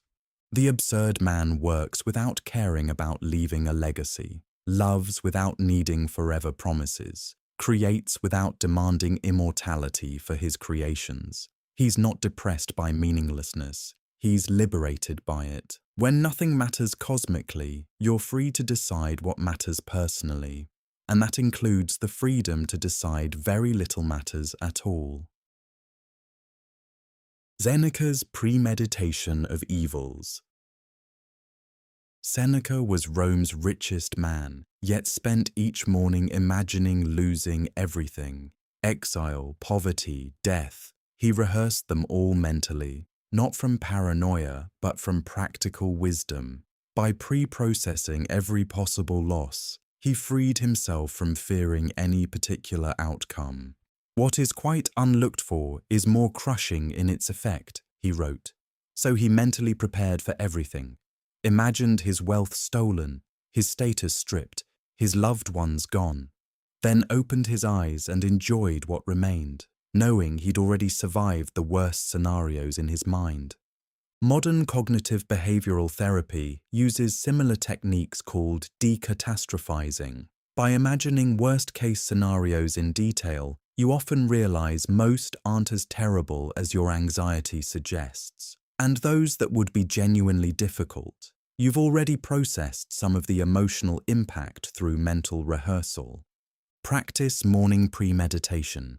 Before checking your phone for the day's news or messages, spend 30 seconds imagining potential bad news, lost job, ended relationship, public criticism. Feel the scenario fully but briefly, then check your phone. Whatever's actually waiting typically can't match what you've already survived mentally. This isn't pessimism, it's psychological armor. When you've mentally rehearsed various losses, unexpected events can't completely devastate you through surprise. When you've pre-processed potential endings, you're free to enjoy what exists without desperately clinging to preserve it forever. Seneca remained remarkably calm during his actual exile because he'd mentally exiled himself countless times in preparation. When you've lost everything imaginatively, reality has fewer ways to shock you into emotional chaos. Buddha's teachings on detachment. The Buddha is often misunderstood as purely peaceful, but his core teaching was revolutionary. Stop emotionally investing in everything that causes unnecessary suffering. Desire for permanent things in an impermanent world. Attachment to outcomes beyond your control. Ego protection. He advocated conscious detachment from all of it. Attachment is the root of suffering, not a suggestion, a practical diagnosis. Every bit of emotional investment you make in temporary things guarantees future pain when they change or end. That relationship you're clinging to desperately, already changing. That success you're chasing for identity, already fading. That self-image you're protecting, based on illusion. But here's what most people miss. Buddhism isn't about becoming emotionless. It's about choosing consciously what deserves your emotional investment. The Four Noble Truths essentially state, life involves suffering. Suffering comes from excessive attachment. You can reduce attachment. And here's the practical method. The middle way isn't moderation in everything. It's strategic caring, not too much emotional investment, attachment that causes suffering, not too little, nihilistic withdrawal, but balanced engagement. Care about reducing suffering rather than increasing pleasure. Care about awareness rather than achievements. Care about freedom rather than legacy building. Buddha abandoned his palace, family, and future kingdom, the ultimate example of not caring about conventional success. But he did this specifically to discover what actually deserved emotional investment. His discovery through years of practice. Almost nothing you think matters for happiness actually does. Enlightenment isn't mystical. It's simply the state of investing emotional energy in exactly the right things at exactly the right level, which, according to Buddhist understanding, turns out to be much less than most people imagine necessary for well-being. Kierkegaard's leap into acceptance. Søren Kierkegaard wrote about the leap of faith, but demonstrated something deeper. Sometimes the bravest leap is into not caring about having perfect certainty before acting. When endless analysis paralyzed his decisions, he discovered freedom through abandoning the need to know everything in advance. Kierkegaard spent years agonizing over his engagement to Regine Olsen. Should he marry? Shouldn't he? He analyzed every angle until analysis itself became psychological torture. Finally, he ended the engagement not through reaching a logical conclusion, but through exhaustion with the decision-making process itself. This foreshadows existentialism's core insight. In an uncertain universe, demanding complete certainty before action guarantees paralysis. Overanalysis becomes sophisticated procrastination. Caring too much about making the perfect choice prevents making any choice at all. Modern decision science confirms this pattern. Dr. Sheena Iyengar's research shows that too many options combined with perfectionist thinking creates decision paralysis. The more you care about optimizing every choice, the less able you become to actually choose anything.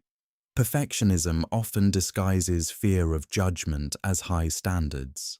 Kierkegaard's gift to decision-making, when you can't know the objectively right choice, simply choosing becomes the right action. Leap into decisions without complete certainty. Commit without having every piece of information. Act while accepting you might be wrong about some aspects. Because caring too much about making perfect decisions guarantees you'll accomplish very little. Sometimes wisdom means not caring about appearing wise to others or even to yourself. Sartre's strategic freedom. Jean-Paul Sartre argued we're condemned to be free, fully responsible for every choice we make. But this radical freedom, while philosophically liberating, can become practically paralyzing. If you're completely free to choose anything at any moment, every tiny decision carries existential weight.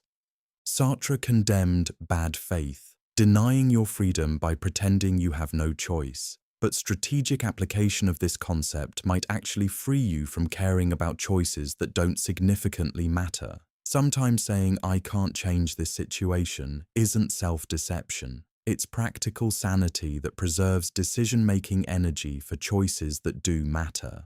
Example, you could theoretically quit your job today, move to another country, and completely change your life. Sartre would say you're choosing not to do this every day, but constantly reconsidering every life choice creates exhausting decision fatigue. Strategic acceptance that some options are practically closed right now frees you from daily re-evaluation of your entire existence.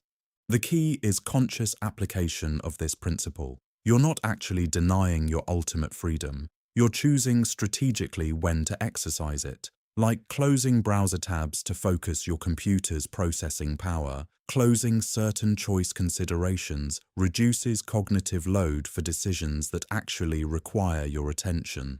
Modern psychology supports this approach. Decision fatigue is real, and preserving mental energy for important choices by not constantly reconsidering stable aspects of your life improves overall decision quality. Sometimes the most radical use of freedom is choosing to temporarily treat certain choices as settled, freeing yourself to focus on areas where change would genuinely improve your life.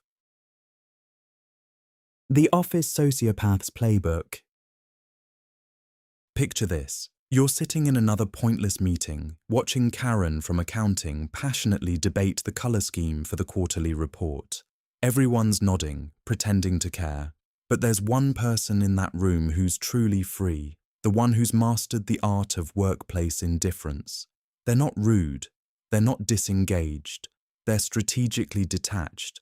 Psychologist Robert Hare spent decades studying psychopaths in corporate settings. His research revealed something fascinating. Successful executives score significantly higher on psychopathic traits than the general population, not because they're dangerous, but because they've mastered emotional economics. They invest their care where it counts, results, not relationships.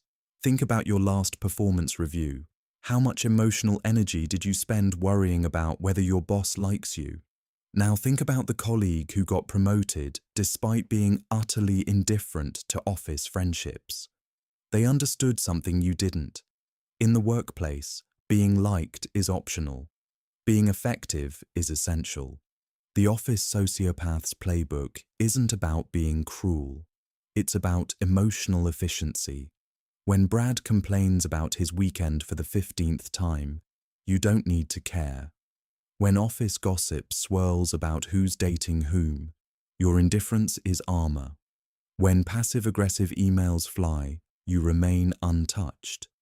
Studies show that employees who maintain professional distance report 47% less workplace stress. They sleep better. Their blood pressure stays lower. They don't take work home, not physically, not emotionally. Because here's the dark truth. Your workplace doesn't care about you. That family atmosphere, marketing, that open-door policy, theatre, that concern for your well-being. Retention strategy. The moment you stop caring about being liked at work is the moment you start succeeding, because energy spent on office politics is energy stolen from excellence. And excellence, unlike popularity, actually pays. The friendship expiration date. You have that friend, the one you've known for 20 years, the one you have nothing in common with anymore, the one whose calls you dodge, whose texts you answer with delays that stretch into weeks. You feel guilty, you shouldn't, if the relationship consistently drains you. Anthropologist Robin Dunbar discovered we can only maintain about 150 meaningful social connections. But here's what he didn't publicize as widely. Those slots aren't permanent. When friendships become obligation without joy, when every interaction leaves you depleted, it's okay to let them naturally fade. Consider the mathematics of adult friendship. You have 168 hours per week. Subtract work, sleep, family obligations, and basic maintenance. You're left with perhaps 20 hours of discretionary social time. Every hour spent with someone who exhausts you is an hour stolen from relationships that energize you. The ancient Greeks had 3 words for love: eros, agape, and philia, friendship love. But they also understood that philia could transform. Sometimes what was once nourishing becomes draining. When every interaction feels like emotional archaeology, digging up a person you no longer are, the friendship may have run its course. This isn't about abandoning friends who are going through hard times or ditching relationships at the first conflict. It's about recognizing when a friendship has become persistently one-sided, toxic, or simply incompatible with who you've become. The guilt you feel often comes from outdated programming, that all friendships must last forever. But forcing dead connections serves no one. Sometimes the kindest thing is to let distance happen naturally, freeing both people to invest in relationships that align with their current lives. The Parent's Guilt Detox. Your child didn't make the travelling team. They're not reading at grade level. Their science project looks like it was assembled by someone who was, well, actually 9 years old. Meanwhile, Jessica's mom is posting about her daughter's 3rd violin recital this month. Tom's dad casually mentions his son's early admission to the gifted program. And you? You're lying awake at 2 a.m., wondering where you went wrong. Stop. Psychologist Madeline Levine spent years studying overparenting in affluent communities. Her findings were stark. Children of parents who cared too much showed higher rates of anxiety, depression, and substance abuse than children of parents who maintained healthy detachment. The enemy wasn't neglect, it was over-involvement. Think about your own childhood. Did your parents track your every movement? Did they lose sleep over your B+ in geography?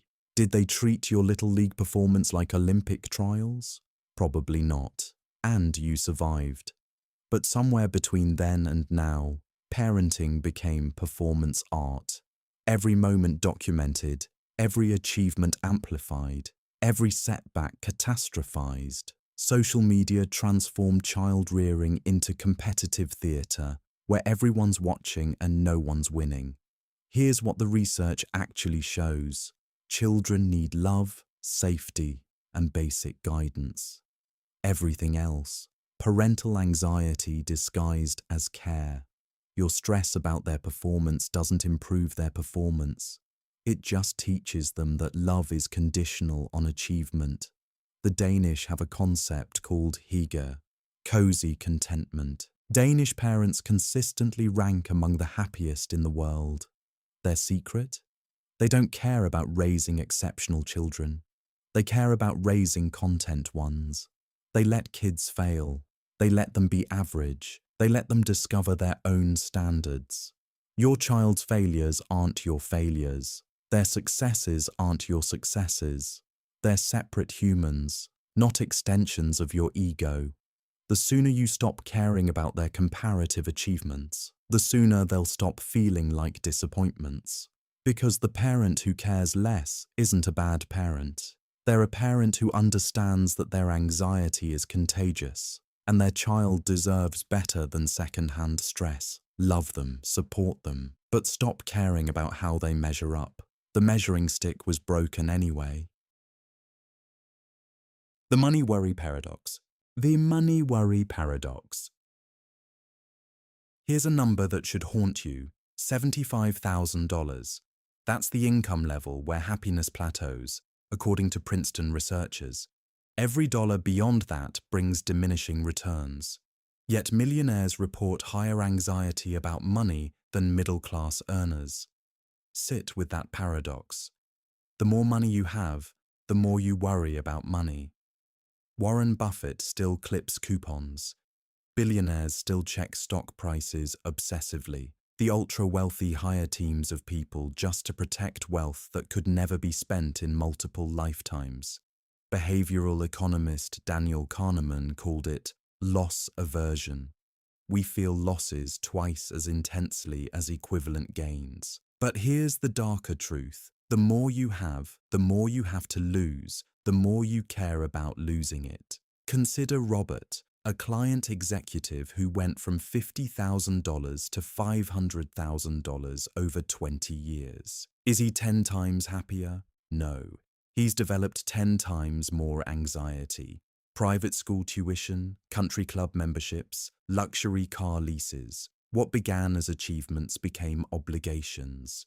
His lifestyle inflated to consume every raise, leaving him feeling poorer at $500,000 than he did at 50,000. The hedonic treadmill isn't just about adaptation, it's about anxiety amplification. Each new level of wealth brings new peers to compare against, new standards to maintain, new fears of falling behind. The executive worried about his bonus. The entrepreneur worried about her valuation. The retiree worried about outliving his savings. Ancient Stoic philosophers understood this. Seneca, one of Rome's wealthiest men, regularly practiced poverty, sleeping on floors, eating plain food, wearing rough clothes, not as punishment, but as inoculation. By choosing discomfort, he destroyed comfort's power over him. The antidote isn't to become poor, it's to stop caring about being rich, to recognize that beyond basic security, money is just scorekeeping in a game where the points don't matter and the winner still dies. Financial independence isn't about reaching a number, it's about reaching indifference. The moment you stop caring about money is the moment money stops controlling you. Because the only way to win the money game is to stop playing. The social media ghosting protocol. Delete the app. Don't announce it. Don't post a farewell. Just vanish. Your digital disappearance will go through predictable stages. First, silence. Your absence unnoticed in the algorithmic noise. Then, mild confusion. Where did their posts go? Finally, forgetting. You'll be erased from feeds and minds with shocking efficiency. This isn't cruelty, it's clarity. Psychologist Sherry Turkle studied our relationship with digital connection for decades. Her conclusion, we're alone together, performing intimacy rather than experiencing it. Every status update is a bid for validation. Every photo is edited anxiety. Every comment is calculated caring. The platform designers know this. Sean Parker, Facebook's founding president, admitted they built a social validation feedback loop that exploits vulnerability in human psychology. They created digital slot machines that pay out in dopamine hits. And you're the one pulling the lever. Consider the math. Average social media usage, 2.5 hours daily.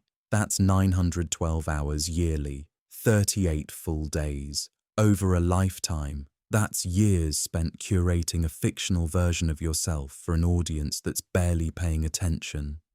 But here's the darker revelation. Ghosting social media isn't just about reclaiming time.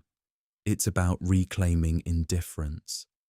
Every minute spent crafting the perfect post is a minute spent caring what strangers think. Every scroll through others' highlight reels is an invitation to inadequacy. The fear of missing out. Manufactured. Before social media, you didn't know what everyone was doing every moment, and you were fine. Better than fine. You were present in your actual life instead of performing it. When you ghost social media, something beautiful happens. Nothing. The world doesn't end. Friends who matter still call. Life continues unposted. You discover that your worth isn't measured in likes, your experiences don't require documentation, and your thoughts don't need public validation. The ghosting protocol is simple: delete without declaration, because announcing your departure is just another performance. True indifference requires no audience. You simply stop caring about digital approval and start living analog reality. The feeds will fill without you. Let them. The dinner party decline. We'd love to have you over Saturday night. 7 words that used to mean connection. Now they mean obligation. Another evening sacrificed to small talk, dietary restrictions, and pretending to enjoy conversations about property values and school districts. You know the script. Arrive fashionably late with wine you'll pretend to have chosen carefully. Compliment the host's renovation choices. Engage in competitive humility about your children. Leave at the socially acceptable time, promising to reciprocate soon. Lie awake afterward, calculating the hours lost. Sociologist Georg Simmel identified the metropolis and mental life phenomenon in 1903. Urban dwellers develop psychological shields against social overload. But modern life intensified this beyond his imagination. We're drowning in connection opportunities, mistaking quantity for quality. Here's what happens when you start declining. Nothing catastrophic. The first refusal feels rebellious. Sorry, can't make it. No elaborate excuse. No rescheduling dance, just polite finality. They'll assume you're busy. They're relieved. One less couple to coordinate. The second refusal establishes pattern. The third confirms preference. By the fourth, you've ceased existing in their entertainment rotation. Your social calendar clears like morning fog. Suddenly, Saturday nights belong to you again. Research from the University of Michigan found that meaningful social connections require just 3 elements: mutual affection, shared values, and genuine enjoyment. How many dinner parties meet even one criterion? You're performing friendship, not experiencing it. The French have a phrase, l'enfer, c'est les autres. Hell is other people. Sartre meant we're trapped by others' judgments, but modern dinner parties literalize this. Trapped at tables with people you'd never choose, discussing topics that couldn't matter less, pretending enthusiasm you'll never feel. Master the dinner party decline and you master something larger. The art of social curation. Your time becomes yours. Your evenings become peaceful. Your relationships become intentional. Because every dinner party declined is an opportunity for solitude gained. And in that solitude, you might remember who you are when you're not performing for others. The competitive parent trap. Listen to them at school pickup. Emma's reading at a 5th grade level. Jackson made the travel team. Sophia's teacher recommended the gifted program. Each announcement isn't sharing, it's scorekeeping. You stand there, smiling, while your child colours outside the lines and picks their nose. The other parent's eyes flicker with pity and superiority. Your kid is average. Wonderfully, beautifully average. And that failure to produce an exceptional child feels like your failure. It isn't. Psychologist Alison Gopnik studies parenting across cultures. Her findings: the competitive parenting phenomenon is weird, Western, educated, industrialized, rich, and democratic. Most human societies don't treat children as achievement projects. They treat them as humans becoming themselves. The competitive trap began in the 1980s. Economists documented how parenting became professionalized. What was once intuitive became optimized. Every moment became teachable. Every activity became enriching. Childhood became resume building for preschoolers. But here's the data nobody shares at pickup. Kids with hyper-competitive parents show higher cortisol levels, increased anxiety, and decreased creativity. The pushed child doesn't become exceptional, they become exhausted. The Stanford admissions scandal wasn't aberration. It was competitive parenting's logical conclusion. Consider Finland's education system, consistently ranked world's best. Finnish children start formal education at 7. No standardized tests until 16. No gifted programs. No rankings. The result? Higher achievement with lower stress. They solved the equation by refusing to compete. Your child's mediocrity isn't your failure, it's their freedom. Freedom from performance anxiety. Freedom from conditional approval. Freedom to discover their own standards rather than meeting yours. The competitive parent trap has an exit. Stop caring about comparison. When someone brags about their child's achievements, respond with genuine disinterest. That's nice. Then change the subject. Your indifference isn't rudeness. It's refusal to participate in the Olympics of childhood. Because your child doesn't need to be exceptional. They need to be loved. And love that depends on achievement isn't love. It's a performance review. The moment you stop caring about their competitive standing is the moment you start actually seeing them. Average never looked so beautiful. The midlife crisis embrace. Everyone warned you about it. The sports car, the affair, the sudden urge to quit everything and become a yoga instructor in Bali. They treated it like a disease to avoid, a temporary madness to endure. They were wrong. Your midlife crisis isn't a breakdown, it's a breakthrough. Psychologist Erik Erikson called it generativity versus stagnation, the midlife struggle between creating legacy and accepting limitation. But here's what Erikson missed. The crisis isn't about choosing between them. It's about stopping caring about both. You're 45. Statistically, you're more than halfway dead. That promotion you're chasing? You'll retire in 20 years anyway.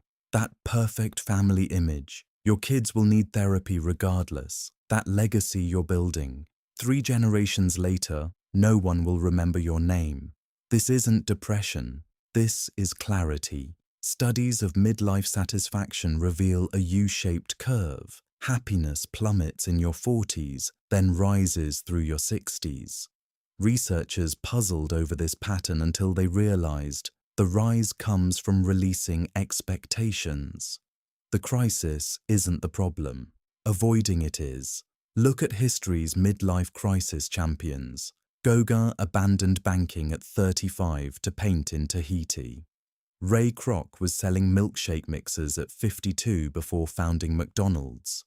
Laura Ingalls Wilder didn't publish her first Little House book until 64. They didn't have breakdowns. They had breakthroughs to not caring about conventional success. Your carefully constructed life, the career, the mortgage, the responsibilities, is a prison you built yourself. And midlife is when you finally see the bars. The crisis isn't wanting to escape. The crisis is thinking you can't. But here's the beautiful secret. You can stop caring anytime. About the promotion, about the reputation, about the life script you've been following. Your midlife crisis is your psyche screaming for authenticity in a world of performance. Embrace it. Buy the motorcycle. Take the pottery class. Have the breakdown. Because it's not a crisis. It's correction. Your soul rejecting decades of caring about the wrong things. And in that rejection lies liberation. The only tragedy is staying trapped to avoid judgment from people who are trapped themselves.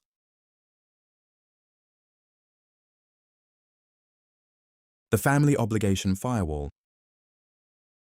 But their family. 4 words used to justify 1,000 violations. The aunt who comments on your weight every holiday. The brother who only calls when he needs money. The parent who guilt trips you for having boundaries. When family becomes synonymous with emotional manipulation, it's time for a firewall. Psychologist Joshua Coleman studies family estrangement. His research reveals what everyone knows but won't say. Sharing DNA doesn't guarantee healthy relationships. The myth of unconditional family tolerance often enables toxic behavior. This isn't about cutting off family for minor annoyances or normal conflicts. It's about protecting yourself from family members who consistently violate stated boundaries, use guilt as a weapon, create drama at every gathering, demand support while offering none, or treat you as a resource rather than a person. These patterns indicate relationships that consistently harm rather than nourish. Consider the emotional economics. Every holiday spent managing toxic dynamics costs recovery time. Every guilt trip phone call depletes energy needed for your own family or well-being. You're not obligated to set yourself on fire to keep others warm, even if you share genetics. The family obligation firewall means treating family members like you would anyone else. With respect if they respect you, with distance if they don't. DNA isn't a license for bad behavior. Blood relation doesn't override your right to peace. Healthy family relationships involve mutual respect, not one-way obligation. If certain family members can't provide that, limiting contact isn't cruel. It's necessary self-care. You can wish them well from a distance while protecting your emotional well-being. The workplace martyr's death. She arrives first, leaves last, answers emails at midnight, takes calls during vacation, skips lunch to finish projects. Everyone admires her dedication. Nobody envies her life. She's dying, not physically, though the stress will handle that eventually. She's dying the workplace martyr's death, sacrificing herself on the altar of professional devotion for a company that will post her job before her obituary. Organizational psychologist Christina Maslach coined burnout, studying human service workers. But modern burnout transcends helping professions. It's the inevitable result of caring too much in systems designed to extract maximum value while returning minimum reward. The workplace martyr believes a lie, that extreme dedication brings extreme reward. But corporations aren't families, they're profit mechanisms. Your sacrifice isn't noted in some cosmic ledger. It's expected, exploited, then discarded when no longer useful. Consider Microsoft's stack ranking system. Employees rated against peers. Bottom performers fired regardless of actual performance. The system rewarded competition over collaboration, politics over productivity. The martyrs who sacrificed everything discovered their dedication meant nothing when algorithms decided their fate.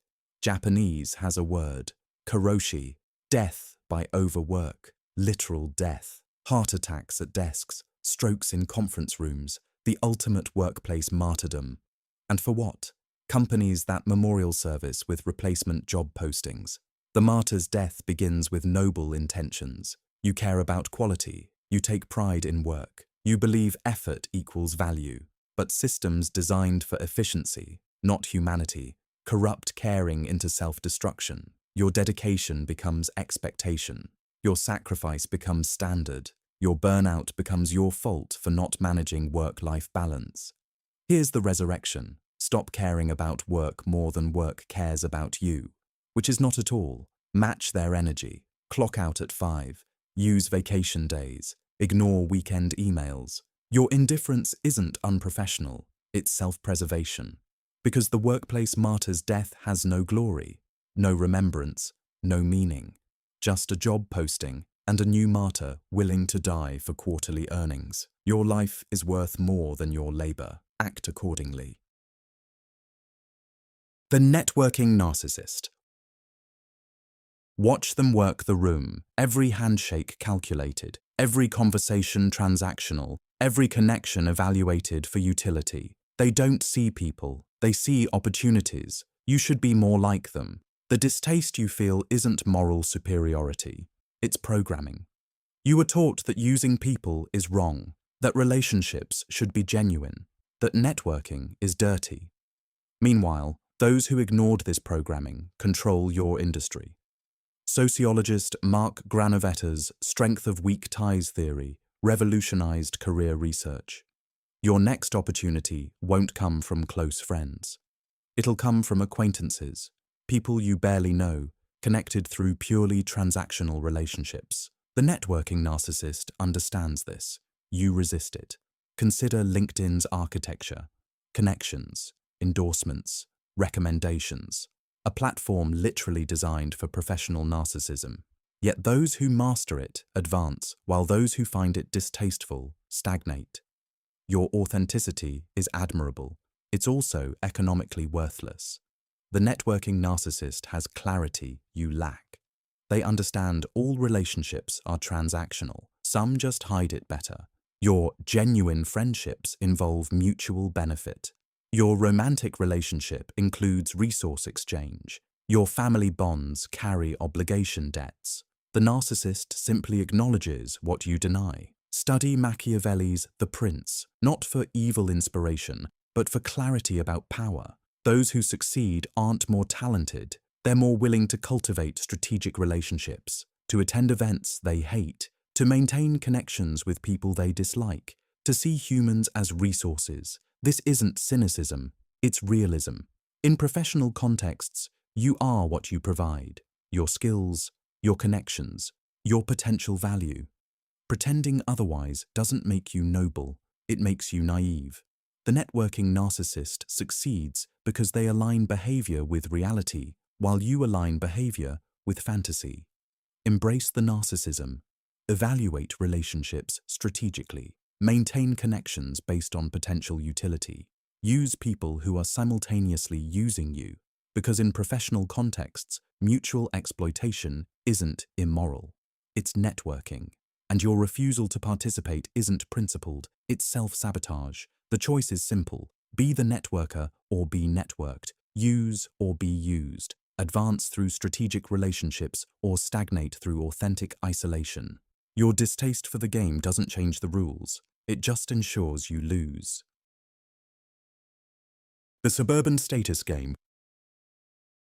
Drive through any suburb, notice the patterns, the careful lawn maintenance, the strategic car placements, the calculated home improvements. Everyone playing a game nobody admits exists. The suburban status game has rules, unspoken but absolute. Your grass height signals responsibility. Your car brand indicates success. Your children's activities demonstrate parenting quality. Every choice is judged, every deviation noted, every failure remembered. You moved here for the schools, the safety, the community. What you got was a panopticon of social surveillance where neighbors monitor compliance with standards nobody established but everyone enforces.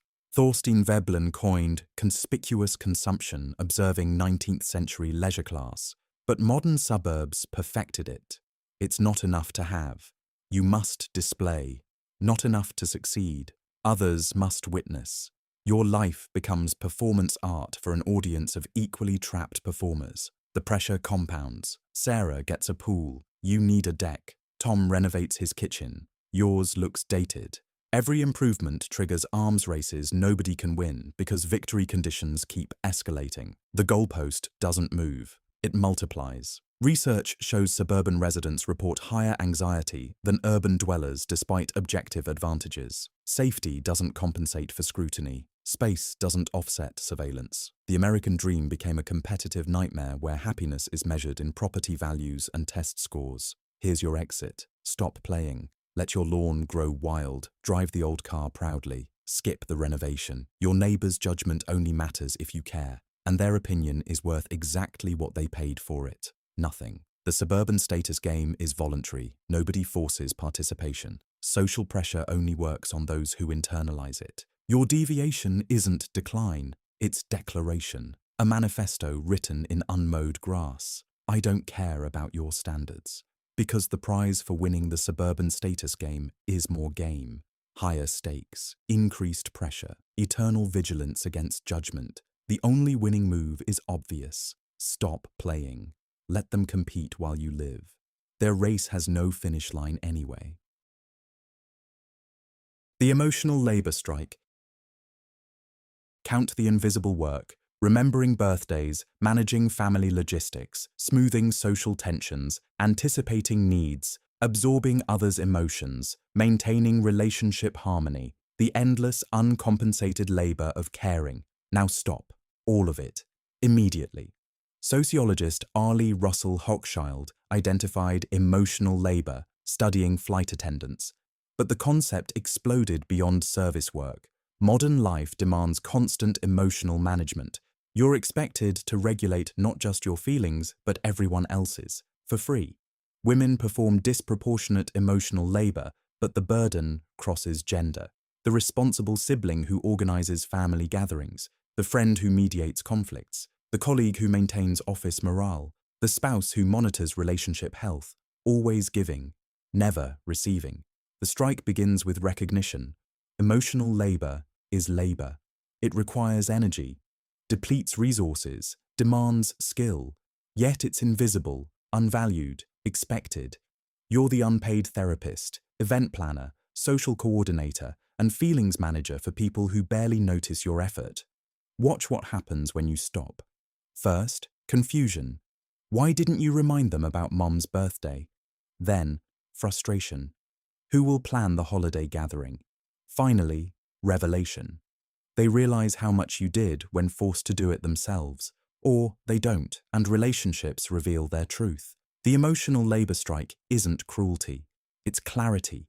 Every birthday you remember for someone who forgets yours, every conflict you mediate between people who create drama, every mood you manage for those who never manage theirs. These aren't acts of love, they're exploitation.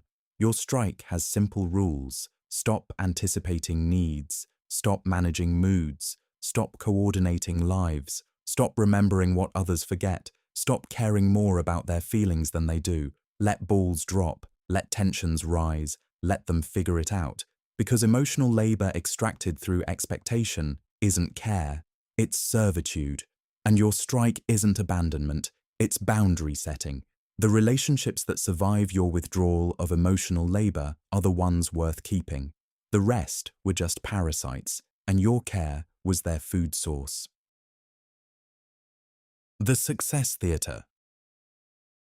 The conference room fills with executives, expensive suits discussing metrics that don't matter, PowerPoints presenting fictional progress, everyone performing productivity while creating minimal value. When work becomes more about appearance than accomplishment, you're trapped in success theatre. Anthropologist David Graeber documented meaningless jobs, roles that add no real value. But success theatre runs deeper. Even meaningful work can become performative when organizations reward visibility over value. This isn't an excuse to slack off or provide poor work. It's recognition that many workplaces optimize for theatrical success over actual achievement. When you exhaust yourself on visible busy work, while meaningful contributions go unnoticed, you're acting in a play, not building a career. The theatre has its required performances, meetings about meetings, reports documenting processes for creating reports, being visibly busy even when there's nothing productive to do. The key is recognizing when you're being asked to perform rather than produce. Research on workplace dynamics suggests that political skill often matters more than performance in certain environments. Instead of exhausting yourself trying to excel in a system that rewards theatre, consider delivering solid work without the exhausting extras, focusing energy on measurable outcomes, seeking roles where contribution matters more than performance, and saving your emotional investment for work that actually creates value. Real achievement needs no theatre. If your workplace demands constant performance of success rather than actual success, recognize the game, then decide how much you want to play.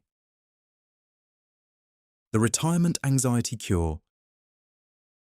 You're 55. The countdown begins. 10 years until retirement. 10 years to accumulate enough. 10 years to matter before irrelevance. The anxiety compounds nightly. Spreadsheets calculating whether you'll outlive savings. Articles about elderly poverty. Friends postponing retirement indefinitely. The golden years tarnished by financial fear.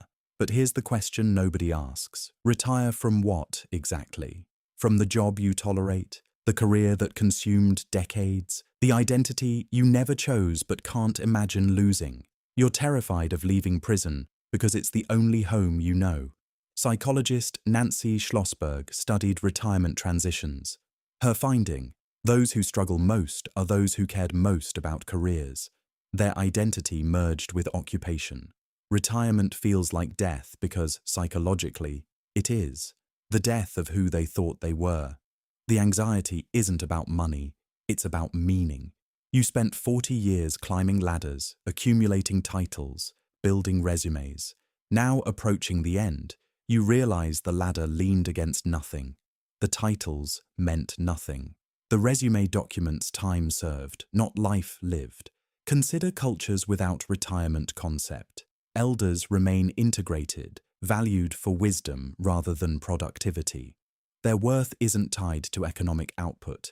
They don't anxiety about post-career irrelevance because career never defined relevance. Your retirement anxiety has simple cure. Stop caring about legacy, about impact, about being remembered. You won't be regardless. 3 generations maximum before you're a name on genealogy charts. Your professional achievements will evaporate like morning dew.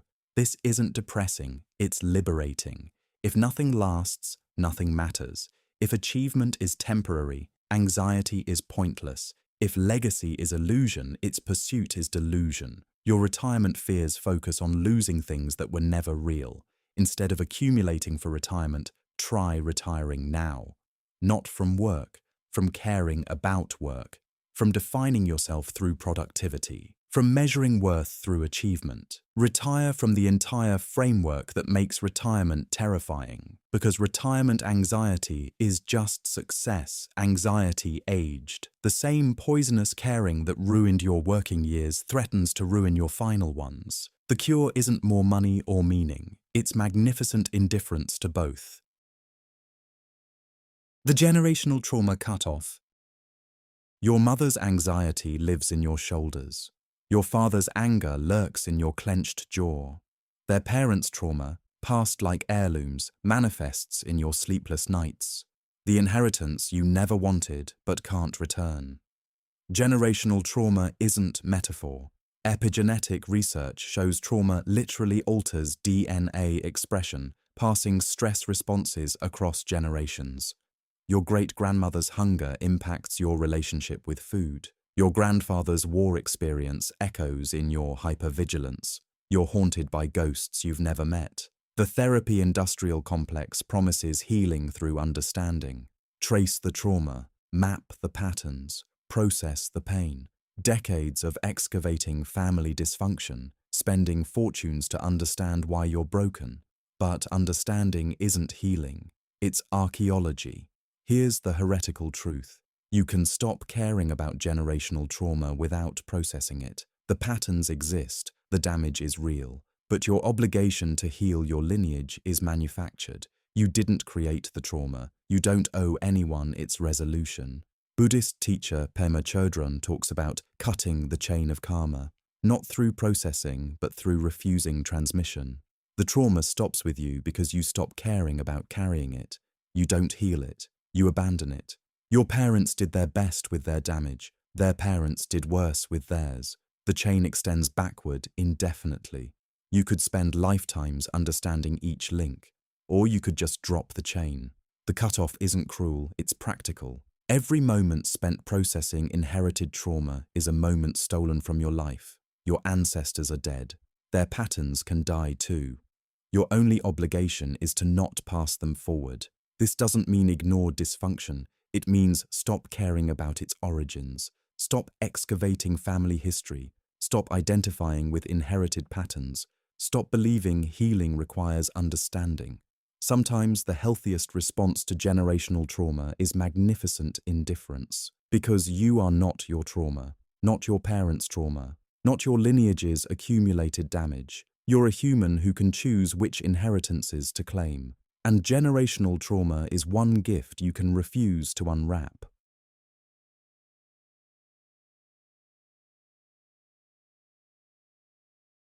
Marcus Aurelius's death meditation. The most powerful man in the world wrote notes to himself about not caring.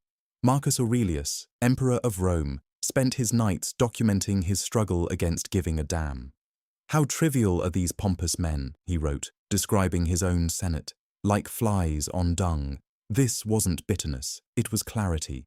The Stoic emperor understood what power conceals. Everything you achieve will crumble. Everyone you impress will die. Every empire becomes archaeology. His meditations weren't published philosophy.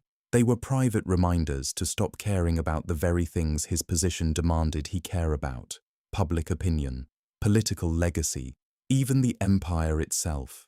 "In a little while you will be nobody and nowhere," he told himself. Consider his daily death meditation, each morning visualizing his own decomposition, not morbidly, but methodically.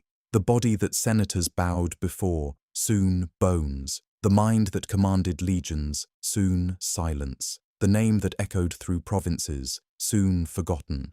This wasn't depression, it was inoculation.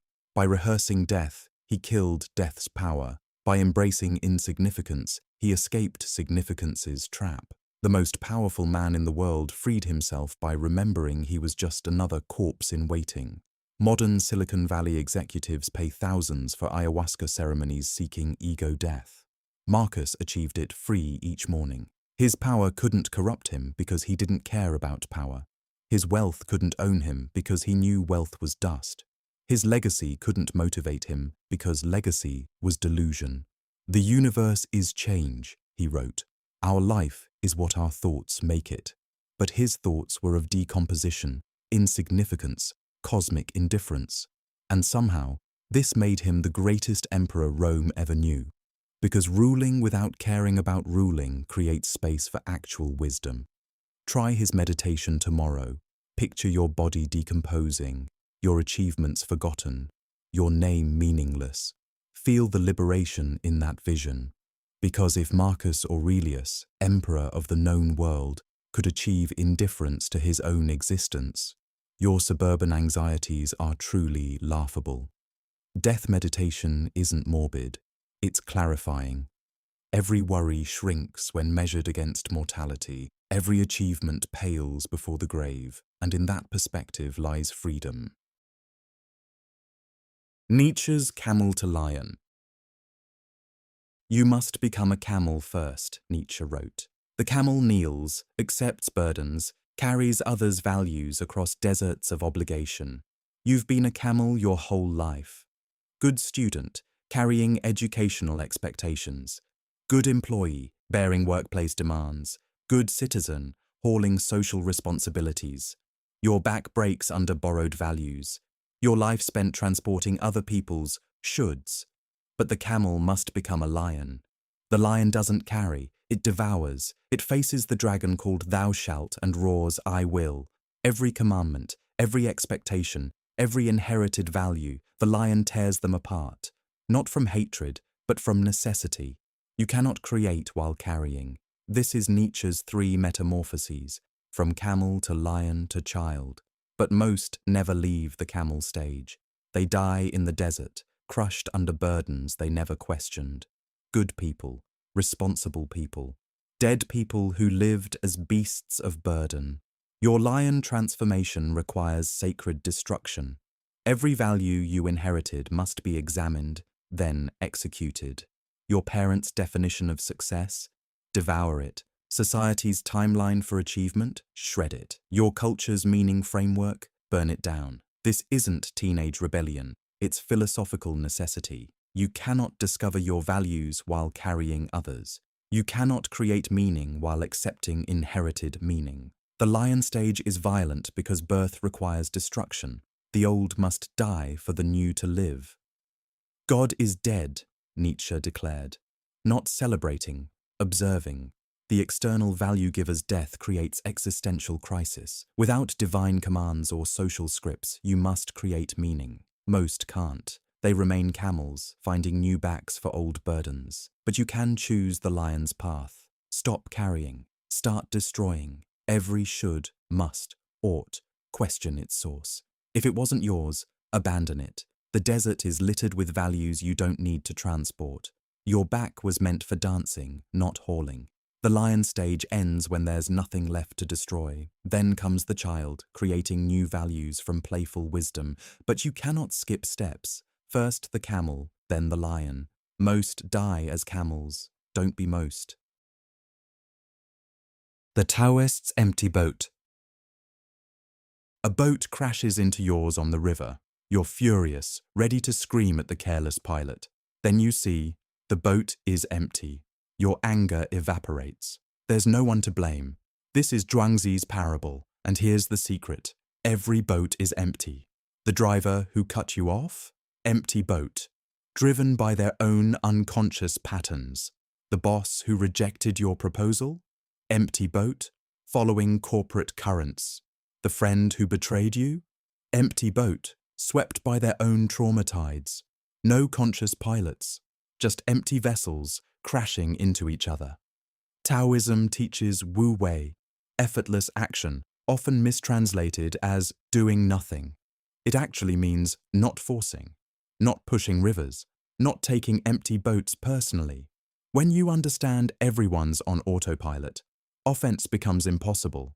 Your ego wants to believe in conscious captains, that people choose to hurt you, that attacks are personal, that collisions have meaning.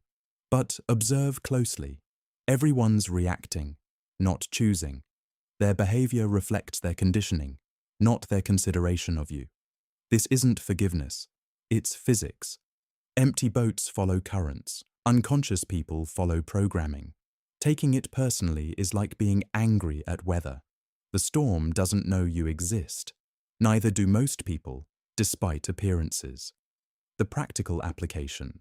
When someone crashes into you, verbally, emotionally, professionally, see the empty boat. Their criticism isn't about you. Their rejection isn't about you. Their praise isn't about you. They're empty boats bumping through life, and you happen to be in the path. Your liberation comes from emptying your own boat. Stop manning the helm so aggressively. Let currents carry you. Stop taking credit for where you end up. Stop taking blame for collisions. You're not captain, you're cargo. The perfect man uses his mind like a mirror, Zhuangzi wrote, going after nothing, welcoming nothing, responding but not storing. Empty boat wisdom, reflect what comes, store nothing, take nothing personally, because there's no person to take it. Next collision, remember? Empty boat. Their unconsciousness meeting yours. Nothing personal, nothing meaningful, just physics pretending to be psychology. Epicurus's death argument. Death is nothing to us, Epicurus declared. Not bravado, logic. His argument was mathematical. Where death is, we are not. Where we are, death is not. We never actually meet death. So why care? 2,000 years later, you lose sleep over mortality. Scan suspicious moles, Google symptoms, buy insurance for insurance. Living life imprisoned by fear of life's end. Epicurus would laugh, then teach. His logic is flawless. You fear future non-existence, but don't mourn past non-existence. The eternity before birth didn't trouble you. Why should the eternity after? You've already experienced infinite non-being. It was fine. The fear isn't really about death. It's about dying, the process, not the state. But Epicurus addressed this too. Physical pain either passes or kills you. If it passes, no problem. If it kills you, no problem. You're dead. The anticipation causes more suffering than any actual dying. Consider how death anxiety poisons life. Every health scare steals present peace. Every funeral triggers existential spirals. Every birthday marks countdown. You're so busy fearing death, you forget to live. The cure isn't denial, it's logic. Epicurus taught that philosophy's purpose was therapeutic, not abstract wisdom, but practical healing. His death argument wasn't intellectual exercise, it was medicine. Take it daily. When death anxiety rises, apply logic. You'll never experience being dead. You'll only experience being alive. Then, nothing. Modern terror management theory confirms what Epicurus knew. Death anxiety drives most human behavior. We build legacies, seek fame, have children, all to achieve symbolic immortality. But symbols don't grant actual immortality. Nothing does. So stop trying. Death is nothing to us. Not because we're brave, because we're logical. You cannot experience non-experience. You cannot suffer non-existence. Death is literally nothing, the absence of experience. And you cannot experience absence. The fear you feel isn't of death, it's of life, specifically of life being finite. But infinite life would be torture. Death gives life meaning through scarcity. Thank death, don't fear it, then forget it. You have living to do. Montaigne's Tower Retreat. At 38, Michel de Montaigne quit, sold his parliament position, abandoned public life, locked himself in a tower with 1,000 books, history's first blogger, writing essays about nothing because nothing mattered more than everything. The greatest thing in the world, he wrote, is to know how to belong to oneself, not selfish, self-sufficient, not antisocial, asocial. The tower wasn't escape, it was arrival, home to the only person whose company he couldn't escape, himself. His essays wandered like thoughts, of cannibals, of thumbs, of the custom of wearing clothes. No grand philosophy, no systematic thought, just observations from someone who stopped caring about importance and discovered everything was equally important, or unimportant. The tower gave him distance from court politics, social obligations, others' opinions. The Renaissance blazed around him. He wrote about kidney stones. The Reformation split Europe. He pondered friendship. Wars raged. He examined his cat. When I play with my cat, he asked, who knows if I am not a pastime to her more than she is to me? This wasn't triviality, it was perspective. From the tower, human drama looked like cat play, equally meaningless, equally amusing. Modern remote workers pay fortunes for distraction-free writing retreats. Montaigne built the ultimate one, physical and psychological separation from caring what anyone thought. His essays were letters to no one, thoughts without agenda, philosophy without system. He invented the personal essay by not caring about legacy, wrote I constantly without ego, discussed bodily functions alongside theology. His motto, Que sais-je? What do I know? Not false humility, genuine indifference to certainty. The tower still stands in France. Tourists visit, seeking inspiration. They miss the point. The physical tower was just externalization of the mental one. The retreat that matters isn't geographic, it's psychological. You can build it anywhere. Your tower awaits. Not in France, but in refusal. Refuse the meetings. Decline the invitations. Ignore the urgencies. Lock yourself in with whatever fascinates you. Write essays no one will read. Think thoughts no one values. Belong to yourself. Because Montaigne's tower wasn't about isolation. It was about priority. He chose his own company over others, his own thoughts over theirs, his own standards over theirs. And from that tower, he invented a new way of being human. The Cynic's public defecation.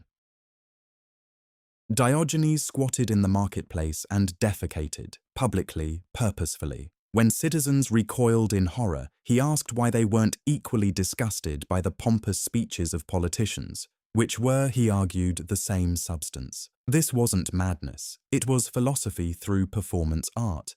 The Cynics, from Greek kynikos, dog-like, lived their philosophy instead of discussing it.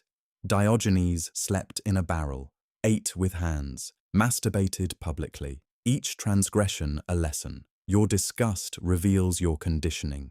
Your shame shows your slavery to convention. When Alexander the Great found Diogenes sunbathing and offered anything he desired, Diogenes replied, "Stand out of my sunlight."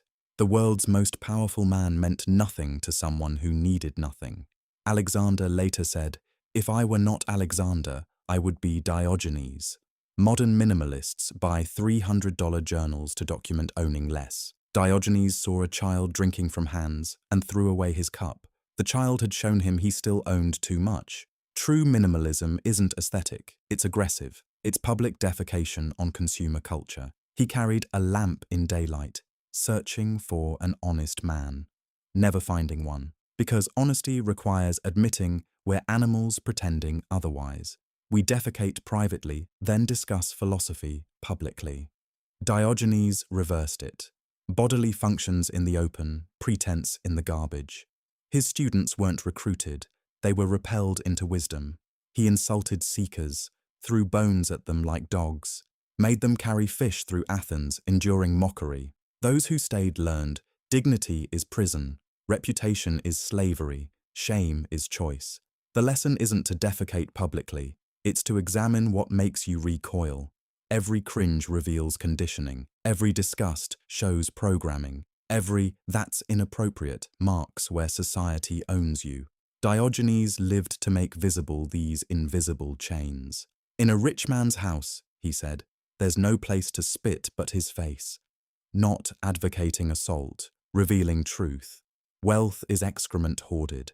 Politeness is violence disguised. Civilization is barbarism with better marketing. And your shock at these statements proves his point. You don't need a barrel. But you need Diogenes's clarity. Every social rule is arbitrary. Every convention is optional. Every standard is someone else's. And your fear of judgment is the only chain that binds you. Spinoza's emotional geometry. Baruch Spinoza was excommunicated at 23. His crime, proving mathematically that caring is irrational. His community couldn't tolerate someone who reduced feelings to formulas. He spent the rest of his life grinding lenses and perfecting his geometric proof against giving a damn. Ethics demonstrated in geometrical order. His masterwork reads like Euclid explaining emotions, definitions, axioms, propositions, QED, each feeling reduced to logical necessity. Love, pleasure accompanied by idea of external cause. Hate, pain with same accompaniment. Free will, illusion of ignorance about causes. Proposition 6. Each thing, insofar as it is in itself, endeavors to persevere in its being. Everything wants to continue existing. Rocks, plants, you. This isn't desire, it's physics. You don't choose to want survival any more than stones choose to fall. Your caring is just complex gravity. His lens grinding was perfect metaphor. While others clouded reality with emotion, he polished glass to clarity. Each lens a meditation on transparency. Each emotion ground down to its mechanism. The excommunicated Jew who saw God in geometry and geometry in everything. Men believe themselves free because they are conscious of their desires, but ignorant of the causes that determine them. Your wants feel chosen. They're not. Neural dominoes falling in patterns established by genetics, experience, and physics. You're not deciding. You're discovering what physics already decided. The liberation. Once you see emotions as mechanical, they lose power. Anger isn't righteous. It's atoms arranged angrily. Sadness isn't meaningful. It's chemistry. Love isn't magical. It's pleasure plus attribution error. You can't change the mechanism, but seeing it clearly changes everything. Modern neuroscience confirms Spinoza's intuitions. fMRI scans show decisions occurring before conscious awareness. Your brain decides, then creates story of choosing. Free will is post hoc narrative. Spinoza knew this centuries before brain imaging. He just needed logic. His geometric method wasn't cold, it was compassionate. By proving emotions are mechanical, he freed us from taking them personally. Your depression isn't failure, it's physics. Your anxiety isn't weakness, it's necessity. Everything follows from prior causes like theorem from axiom. Read Spinoza when overwhelmed by feeling. Let his proofs dissolve your stories. You're not choosing to care. Atoms are caring through you, and atoms, thankfully, are terrible at sustaining concern about mortgage payments or social status. Let physics handle physics. You just watch. Hume's is ought problem. David Hume destroyed moral philosophy in one paragraph. He noticed every ethical argument cheats, sliding from is to ought without justification, describing what is, then prescribing what ought to be. The gap between them, unbridgeable. Yet everyone keeps jumping. In every system of morality, Hume wrote, watching philosophers smuggle values into facts. They observe nature, then declare natural law, see society, then prescribe social rules. The magic trick, making description become prescription, making facts birth values, making is produce ought. You do this constantly. Humans are social creatures becomes you ought to socialize. Parents naturally love children becomes you should want kids. Hard work leads to success becomes you must work hard. But the bridge from fact to value doesn't exist. Hume saw the abyss. Here's the liberation. Every should is groundless, not wrong, groundless, based on nothing but preference pretending to be principle. When someone says you should do something, ask, based on what? Watch them scramble to build bridges from is to ought. Watch the bridges collapse. Your entire moral framework is voluntary, not false, voluntary. You choose values, then pretend you discovered them. Choose obligations, then claim they're necessary. Choose meanings, then insist they're given. But Hume's guillotine cuts through. No fact commands value. No is demands ought. This isn't nihilism. It's clarity. You can have values. Just don't pretend they're mandatory. You can follow rules. Just don't claim they're real. You can pursue purposes. Just know you invented them. The ought world is imagination. Beautiful, perhaps. Useful, maybe. But imaginary. Parents say you ought to call more often. Based on what? Biology? Plenty of species abandon offspring. Tradition? Traditions are just old preferences. Love? Love is feeling, not obligation. The ought floats free, anchored to nothing but expectation. Your boss says you should work harder. Your culture says you must succeed. Your friends say you need to care. All oughts, all groundless, all voluntary. Hume's gift, seeing the strings. Everyone puppeteering values while claiming their natural law. Choose your oughts consciously or refuse them entirely, but stop pretending they're discovered rather than created. Stop smuggling preferences into principles. Stop jumping the gap Hume exposed. There's nothing connecting is to ought except human insistence, and insistence isn't argument. The Zen Master's Burning Temple. The temple burned all night. Monks scrambled to save sacred texts, ancient statues, irreplaceable artifacts. The master sat warming his hands by the flames. "Excellent fire," he said. The monks thought he'd gone mad. He'd gone sane. This is Zen, not the Western sanitization, meditation apps, and mindfulness workshops. Real Zen. The kind that burns down everything you think matters to show you nothing does. The kind where masters throw precious sutras in rivers and laugh at students who dive after them. If you meet the Buddha on the road, kill him. Not violence, clarity. Any Buddha you can meet isn't Buddha. Any truth you can grasp isn't truth. Any temple that can burn wasn't sacred. The master warming his hands understood. The fire was more real than what it consumed. You clutch your temples, career, relationships, identity, reputation, bank accounts, achievements, all of them wood and paper waiting to burn. You exhaust yourself fireproofing illusions instead of appreciating the warmth when they finally catch flame. Master Yunmen was asked, "What is Buddha?" He answered, "A dried shit stick, ancient toilet paper. Not irreverence, instruction. Your sacred is someone else's toilet paper. Your precious is tomorrow's garbage. Your meaning is arbitrary designation." Buddha knew this. That's what made him Buddha. The burning temple teaches non-attachment through destruction, not gradually releasing, watching it all burn. Your credentials, your plans, your self-image, all temple, all flammable, all ultimately ash. The master warms his hands because fire is honest. It shows what everything becomes. Modern Zen students sit peacefully on cushions. Ancient masters threw those cushions in flames. Modern practitioners seek enlightenment. Ancient masters knew enlightenment was just another temple to burn. You cannot seek what you are. You cannot find what was never lost. You can only watch fires and appreciate warmth. When your temple burns, and it will, remember the master. Don't scramble to save artifacts. Don't mourn the architecture. Warm your hands. Appreciate the honesty of destruction. Everything you built was always temporary. The fire just makes it obvious. Excellent fire, you'll say, and mean it. Rousseau's social contract breach.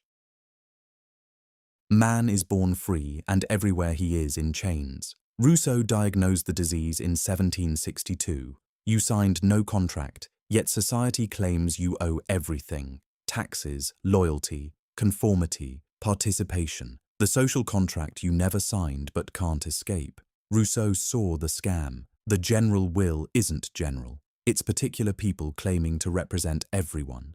The social contract isn't contractual.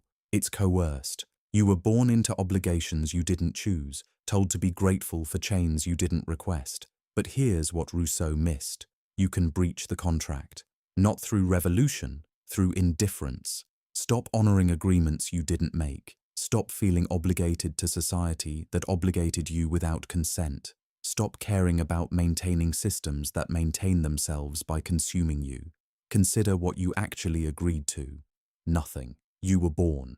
That's not agreement, that's infliction. Everything else, citizenship, participation, contribution, was assigned, not chosen. The social contract is like terms of service. Pre-checked boxes you're punished for unchecking. Your breach begins with recognition. Their legitimacy depends on your recognition. Every institution exists because enough people pretend it does. Money, borders, authority, laws, all collective fiction requiring your participation in pretending. Stop pretending. This isn't anarchism, it's accuracy. You can follow rules without believing in them, pay taxes without endorsing taxation, obey laws without respecting law. The external compliance continues, the internal recognition ends. You become actor playing citizen while knowing its performance.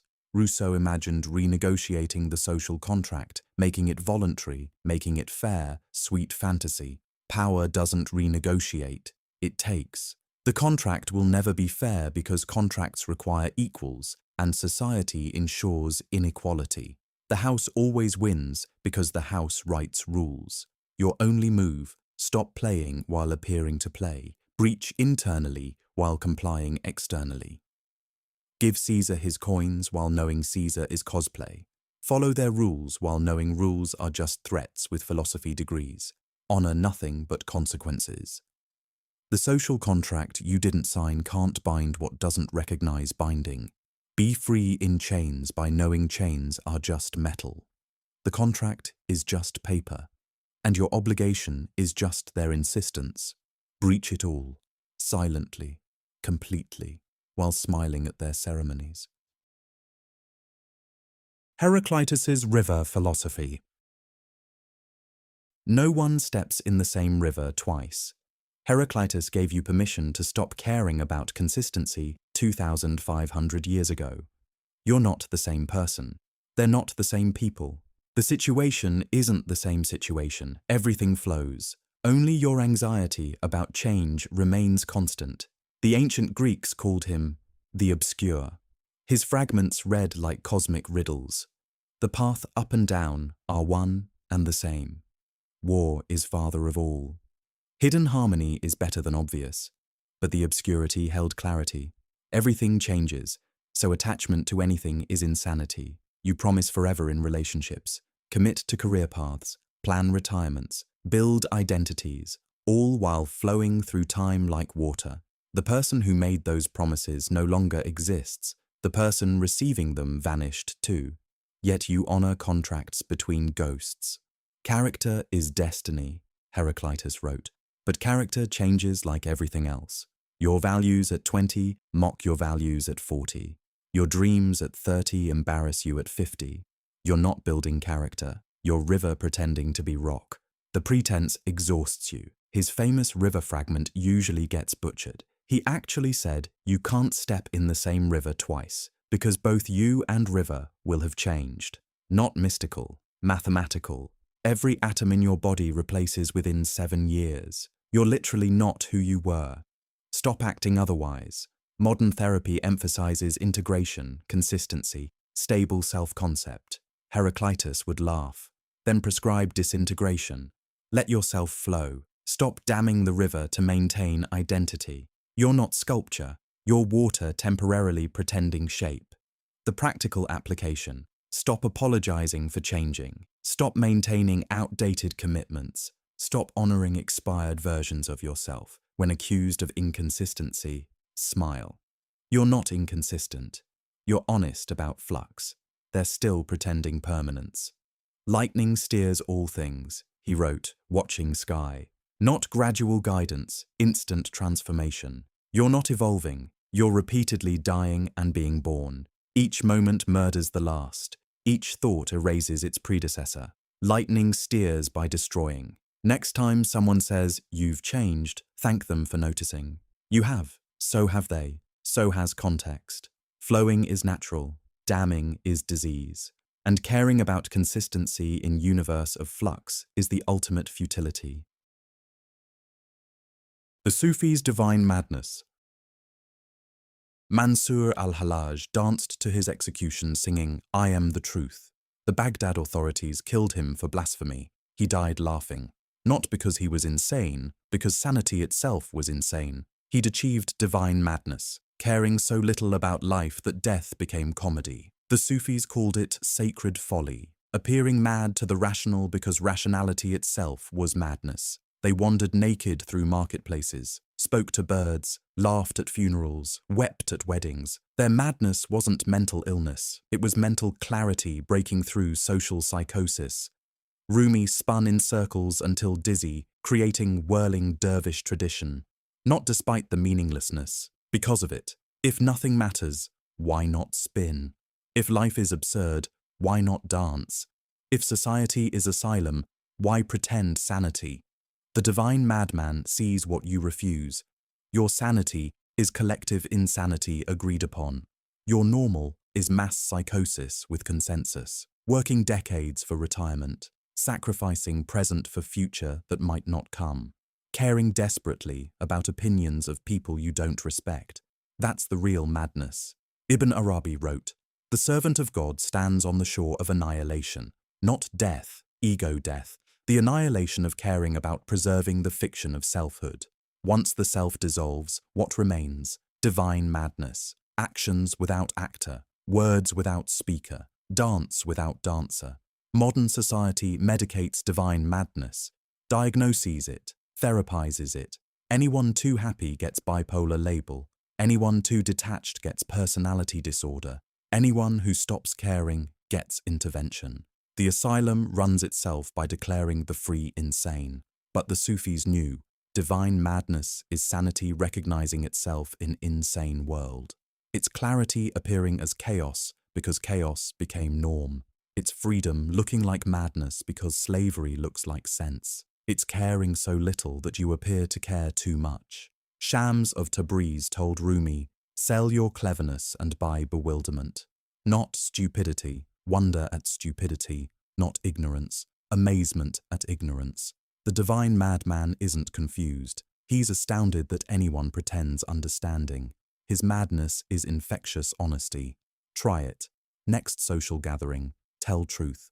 Say you don't care about their promotion. Admit their baby looks generic. Confess their problems bore you. Watch them recoil from your madness.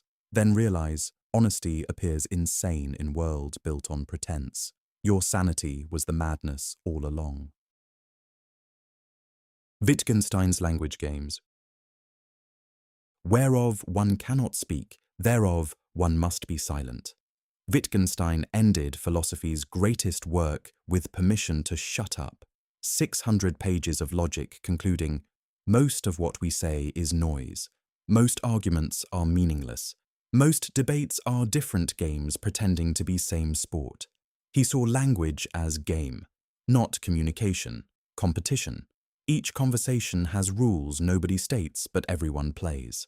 the business meeting game, the family dinner game, the social media game.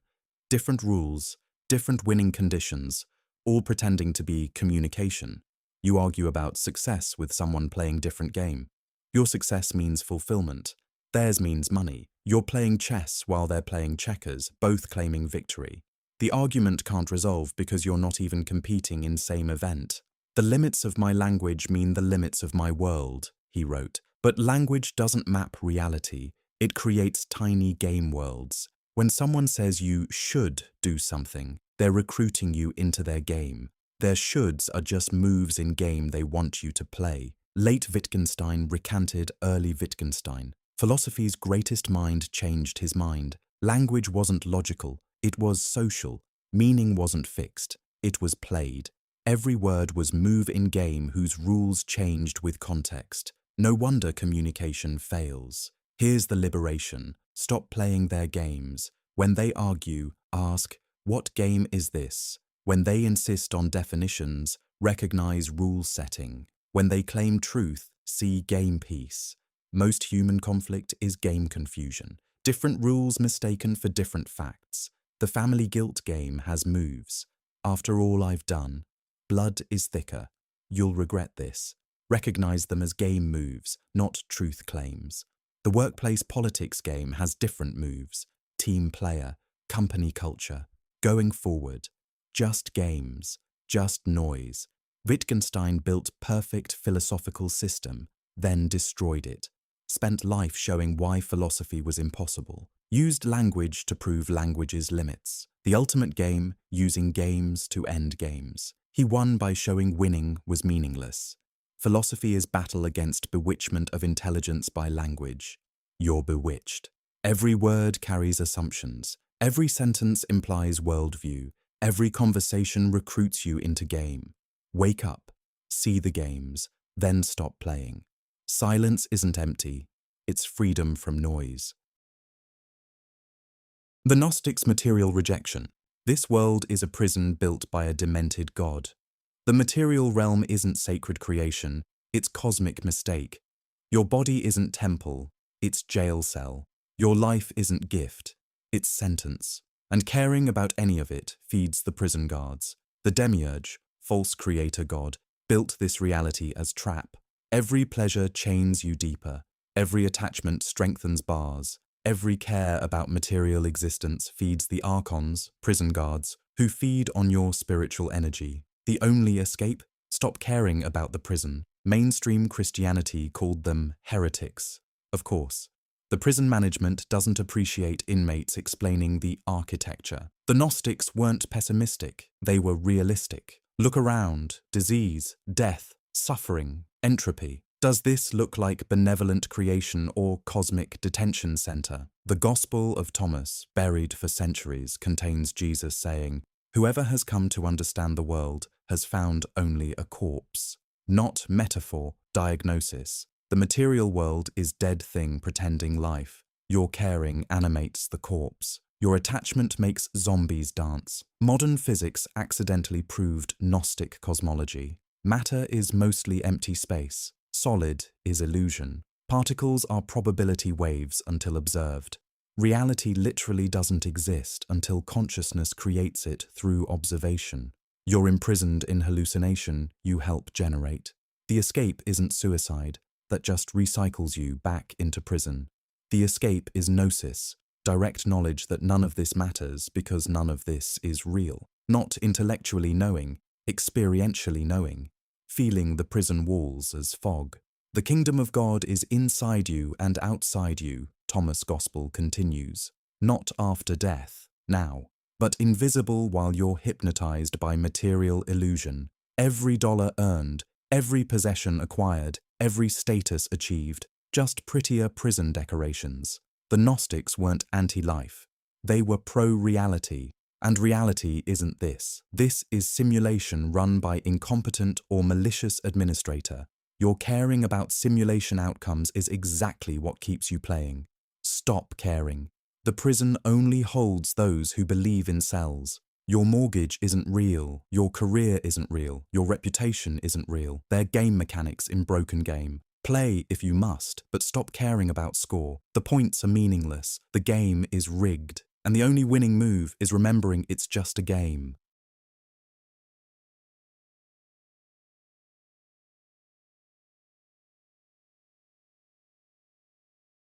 Thoreau's deliberate living.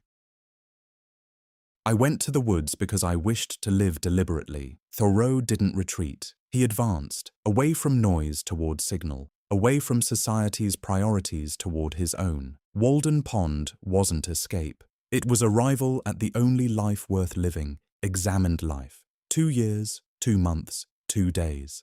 That's all. Not lifetime commitment. Experiment in caring about essentials only. He built 10 by 15-foot cabin, grew beans, read Homer, watched ice form and melt. His neighbors thought him lazy. He was conducting America's first controlled study in not giving a damn about American values. The mass of men lead lives of quiet desperation. He wrote this before smartphones, before social media, before 24/7 news. Imagine his diagnosis now.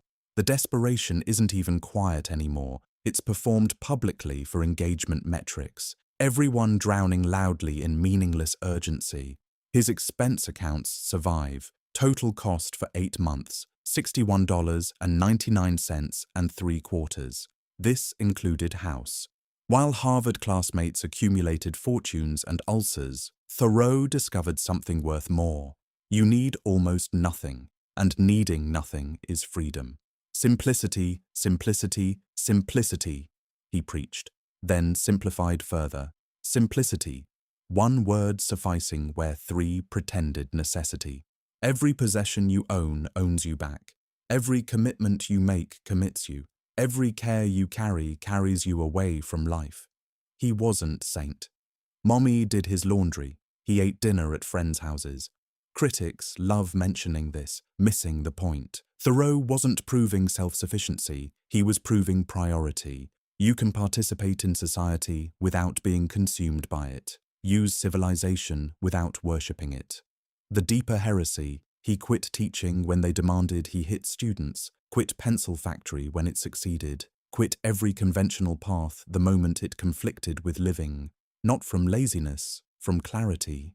Success in wrong game is still failure. Things do not change, we change, he observed. Walden Pond remains, his cabin's gone. But the experiment continues in everyone who reads his account and realizes you can just stop. Stop accumulating. Stop competing.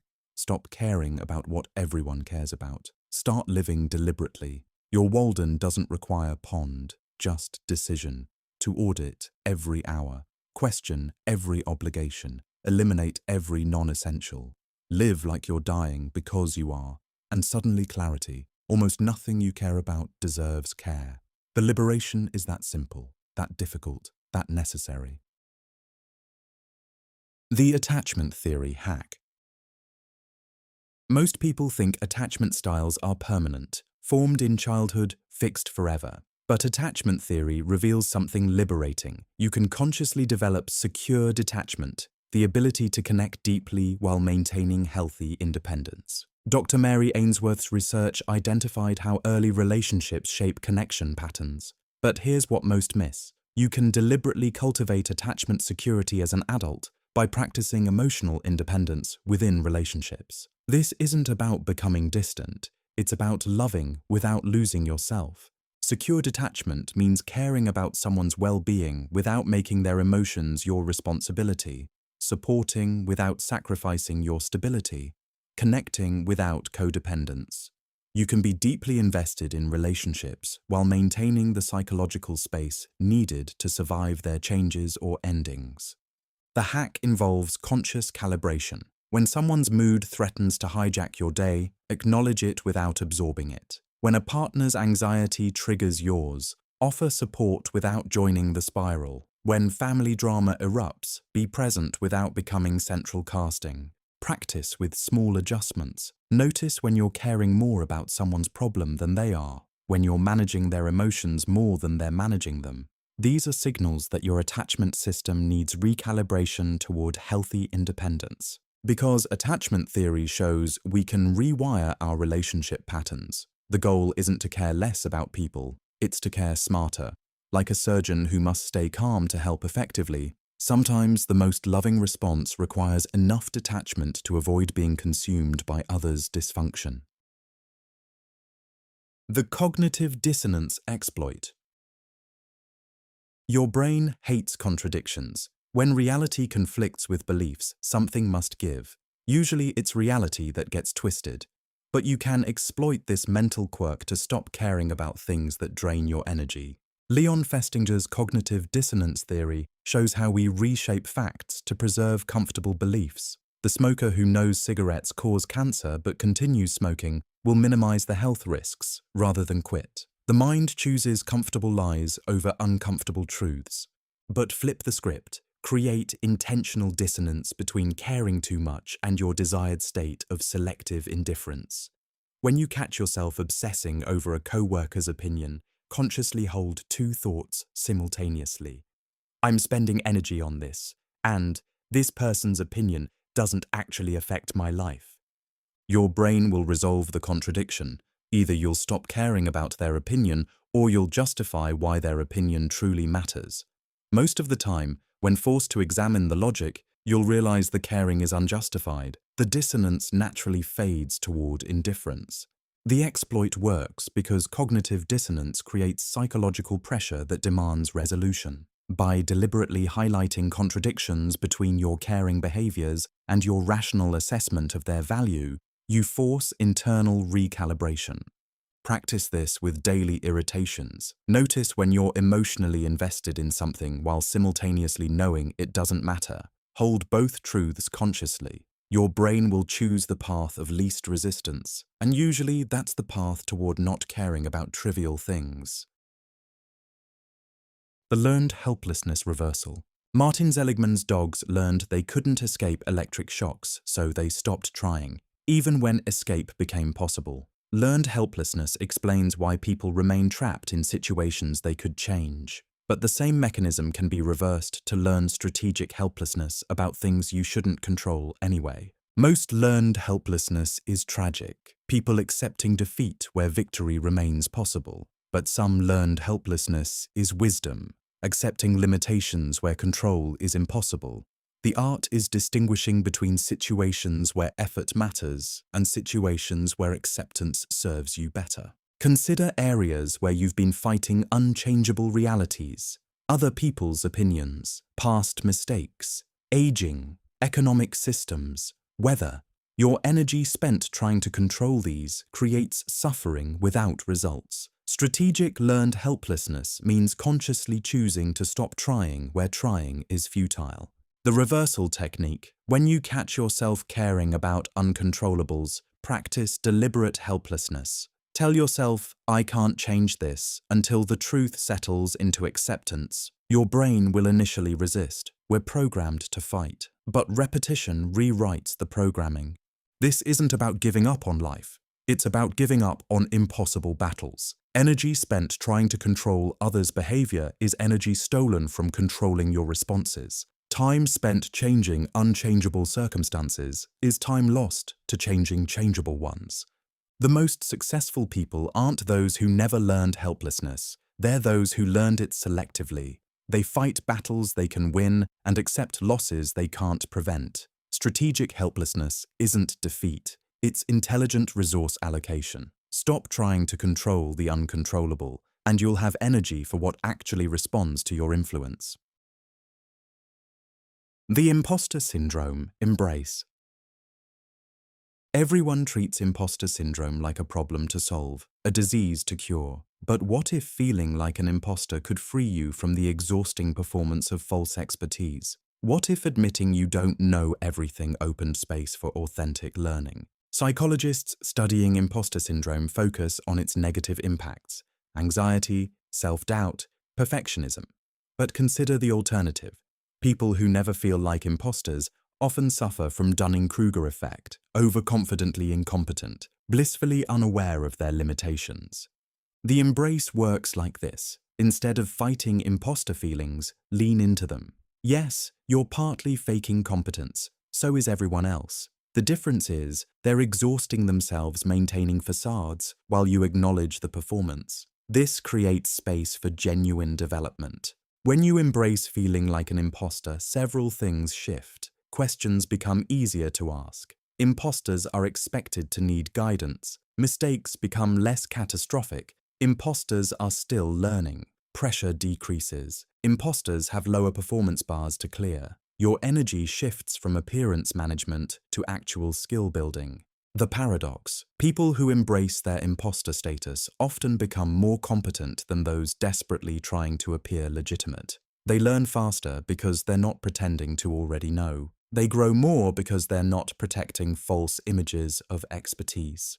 Feel like you don't belong in that role? Good. It means you're aware of the gap between current abilities and position requirements. That awareness drives improvement better than false confidence ever could. Imposter syndrome isn't a bug in your system, it's a feature that keeps you growing. The only real imposters are those who think they've stopped being imposters. The Dunning-Kruger advantage. The Dunning-Kruger effect describes how incompetent people overestimate their abilities, while competent people underestimate theirs. It's usually presented as a cognitive bias to avoid. But strategic application of Dunning-Kruger confidence can liberate you from caring too much about others' judgments. David Dunning and Justin Kruger showed that those who know least about a subject feel most confident discussing it. Meanwhile, actual experts recognize the complexity they don't understand, making them more cautious in their claims. Ignorance breeds confidence, while knowledge breeds doubt. Here's the advantage: most people criticizing you are operating from Dunning-Kruger confidence. They don't know enough to know they don't know. Their certainty about your failures comes from incompetence, not insight. Understanding this makes their opinions easier to dismiss.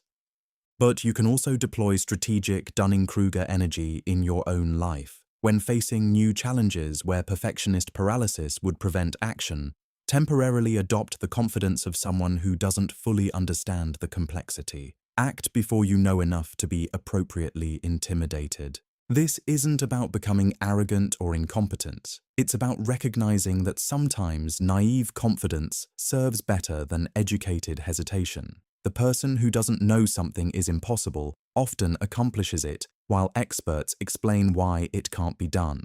Use Dunning-Kruger selectively. Embrace ignorant confidence when starting new ventures. Ignore it from others when they're judging your efforts. Most criticism comes from people who know just enough to think they understand everything. Their confidence is inversely related to their competence. Understanding this pattern makes caring about their opinions mathematically irrational. The bystander effect mastery. In 1964, Kitty Genovese was murdered while dozens of witnesses did nothing.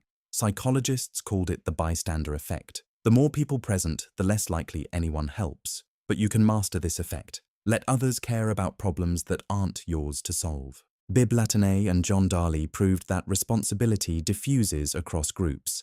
When everyone could help, no one feels obligated. Each person assumes someone else will act. The larger the crowd, the smaller each individual's felt responsibility becomes. Most people fight this effect, forcing themselves to care about every problem they witness. But strategic bystander behavior conserves your energy for situations where you're uniquely positioned to help. Not every crisis requires your intervention. Not every problem needs your solution. The mastery involves conscious responsibility assessment. When encountering others' difficulties, ask, am I uniquely qualified to help? Are others better positioned?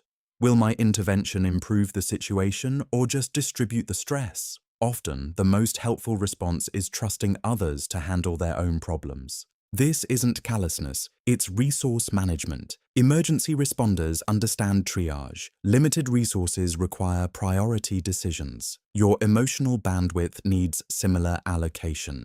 Spreading yourself across every visible problem helps no one effectively.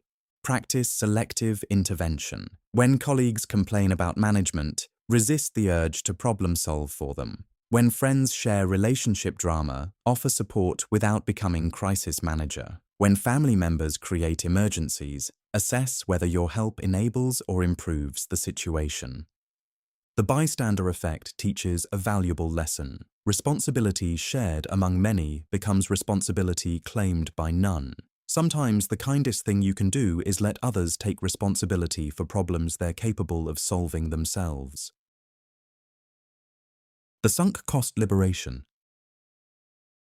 You've spent 2 years in a relationship that stopped working after 6 months. You've invested 5 years in a career that drains your soul. You continue projects that clearly won't succeed because you've already invested so much time. Welcome to the sunk cost fallacy, throwing good energy after bad because you can't accept what's already lost. Economists Daniel Kahneman and Amos Tversky showed how past investment irrationally influences future decisions. The money spent, time invested, and energy devoted feel too valuable to abandon, even when continuation guarantees additional losses. Your brain treats sunk costs as reasons to continue rather than information about past decisions. The liberation comes from recognizing a simple truth. Sunk costs are already gone, regardless of what you do next. The relationship energy you've invested won't return whether you stay or leave. The career years you've spent won't be recovered whether you continue or pivot. Past investment creates no obligation to future investment. Practice ruthless cost accounting, that friendship that became toxic. The years invested don't justify additional emotional labor, the business venture that isn't working. Previous funding doesn't require throwing more money away. The degree program you hate, completed courses don't obligate you to finish. The most successful people aren't those who never make mistakes, they're those who abandon mistakes quickly. They cut losses before they compound. They walk away from sunk costs to pursue better opportunities. Your past investment doesn't create future obligation. Every moment you spend honoring sunk costs is a moment stolen from better alternatives. The liberation isn't in recovering what's lost, it's in stopping additional losses. Yesterday's decisions don't determine today's choices unless you let them. The confirmation bias shield. Your brain is a lawyer, not a scientist. It doesn't seek truth. It builds cases for conclusions you've already reached. Confirmation bias makes you notice evidence supporting your beliefs while ignoring contradictory information. Most people fight this tendency. You should weaponize it. Leon Festinger's research showed how people filter information to preserve comfortable beliefs. We seek sources that confirm our views, interpret ambiguous data favorably, and dismiss challenges as flawed. Psychologists treat this as error, but strategically applied, confirmation bias becomes psychological armor. When toxic people criticize you, let confirmation bias filter their poison. Notice evidence of their pattern of negativity while ignoring their specific attacks. When chronic complainers share problems, see confirmation of their drama addiction rather than legitimate concerns requiring your attention. The shield works both ways. If you believe someone is unreliable, you'll notice their failures while overlooking their successes. If you've decided a situation isn't worth your energy, you'll automatically filter out reasons to care. Your bias becomes a boundary. This isn't about creating echo chambers or avoiding all challenge. It's about conscious information filtering with people who've proven they don't deserve careful consideration. Your attention is finite. Confirmation bias helps allocate it efficiently. Practice selective application. With trusted advisors, fight confirmation bias to receive honest feedback. With manipulative people, embrace it to protect your mental space. Let your brain's natural filtering system shield you from those who would fill your consciousness with garbage. Because not all perspectives deserve equal consideration, and confirmation bias helps sort signal from noise. The fundamental attribution flip. When you cut someone off in traffic, it's because you're late for an important meeting. When someone cuts you off, it's because they're a selfish driver. This is fundamental attribution error, explaining your behavior through circumstances while explaining others through character. But you can flip this bias to your advantage. Social psychologist Lee Ross identified how we attribute our failures to situations while attributing others' failures to personality flaws. We give ourselves context while judging others in isolation. Your mistake was circumstantial. Their identical mistake reveals their true nature. The flip works like this. When someone treats you poorly, assume it's their character, not their circumstances. When you treat others poorly, acknowledge it's situational. This isn't about fairness, it's about psychological protection. Assuming bad behavior reflects personality helps you maintain appropriate boundaries. Someone consistently shows up late. Don't excuse it as traffic or busy schedules. Recognize it as disrespect for your time. Someone repeatedly breaks promises. Don't rationalize it as circumstances. Understand it as unreliability. The flip prevents you from making endless allowances for people who don't deserve them.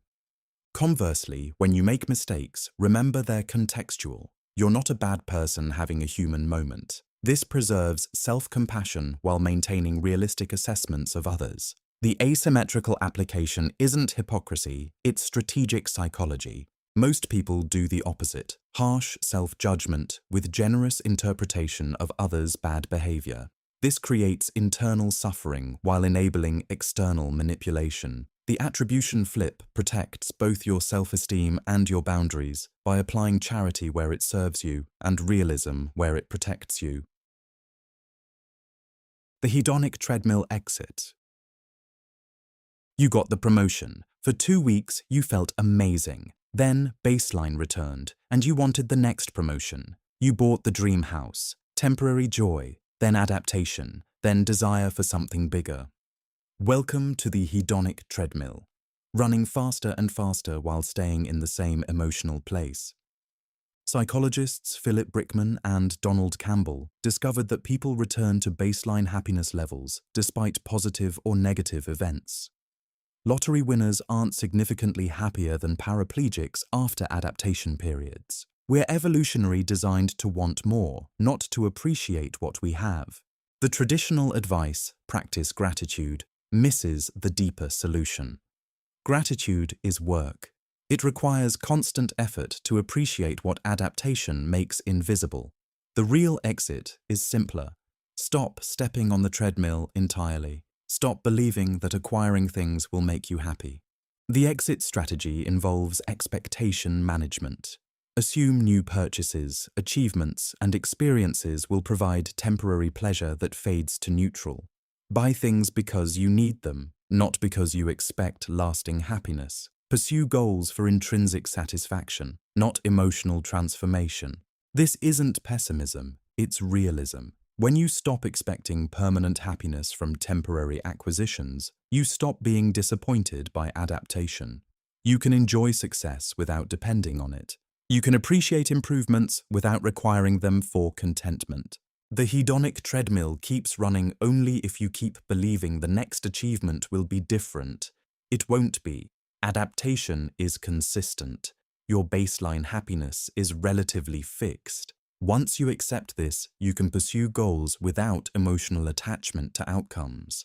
The treadmill loses its power when you stop believing in its destination. The mortality salience manipulation.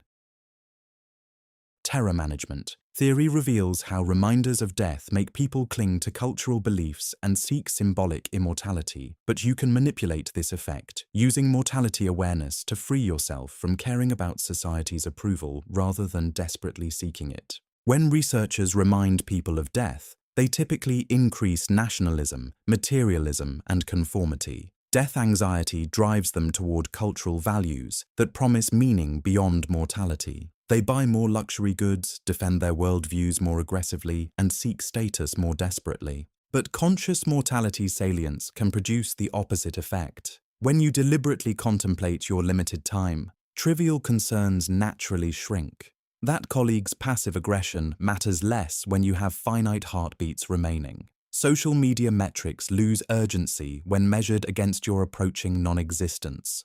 The manipulation requires intentional framing. Instead of letting death anxiety drive you toward cultural comfort foods, let it highlight their emptiness. Will that status symbol matter when you're dying? Will those social approval points have value at your deathbed? Mortality salience becomes liberation tool rather than conformity driver. Practice deliberate death contemplation before making decisions driven by social pressure. That expensive car purchase to impress neighbors. Consider it through mortality lens. That exhausting social obligation. Measure it against limited remaining time. Death awareness cuts through cultural programming to essential priorities. The manipulation works because death is the ultimate reality check. Everything else, money, status, approval, exists only in collective imagination. When you regularly contemplate the one certainty that cuts through all illusion, illusions lose their power to motivate your choices. The optimal distinctiveness, rejection. Humans crave belonging and uniqueness simultaneously. Social psychologist Marilyn Brewer called this optimal distinctiveness, the sweet spot between fitting in and standing out. Most people exhaust themselves trying to achieve this balance. You can reject the entire framework.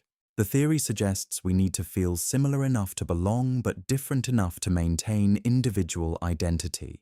This creates constant tension. Conform too much and lose yourself. Deviate too much and lose connection. People spend lifetimes calibrating this impossible balance. But optimal distinctiveness is a trap that assumes you need others' validation for both acceptance and individuality.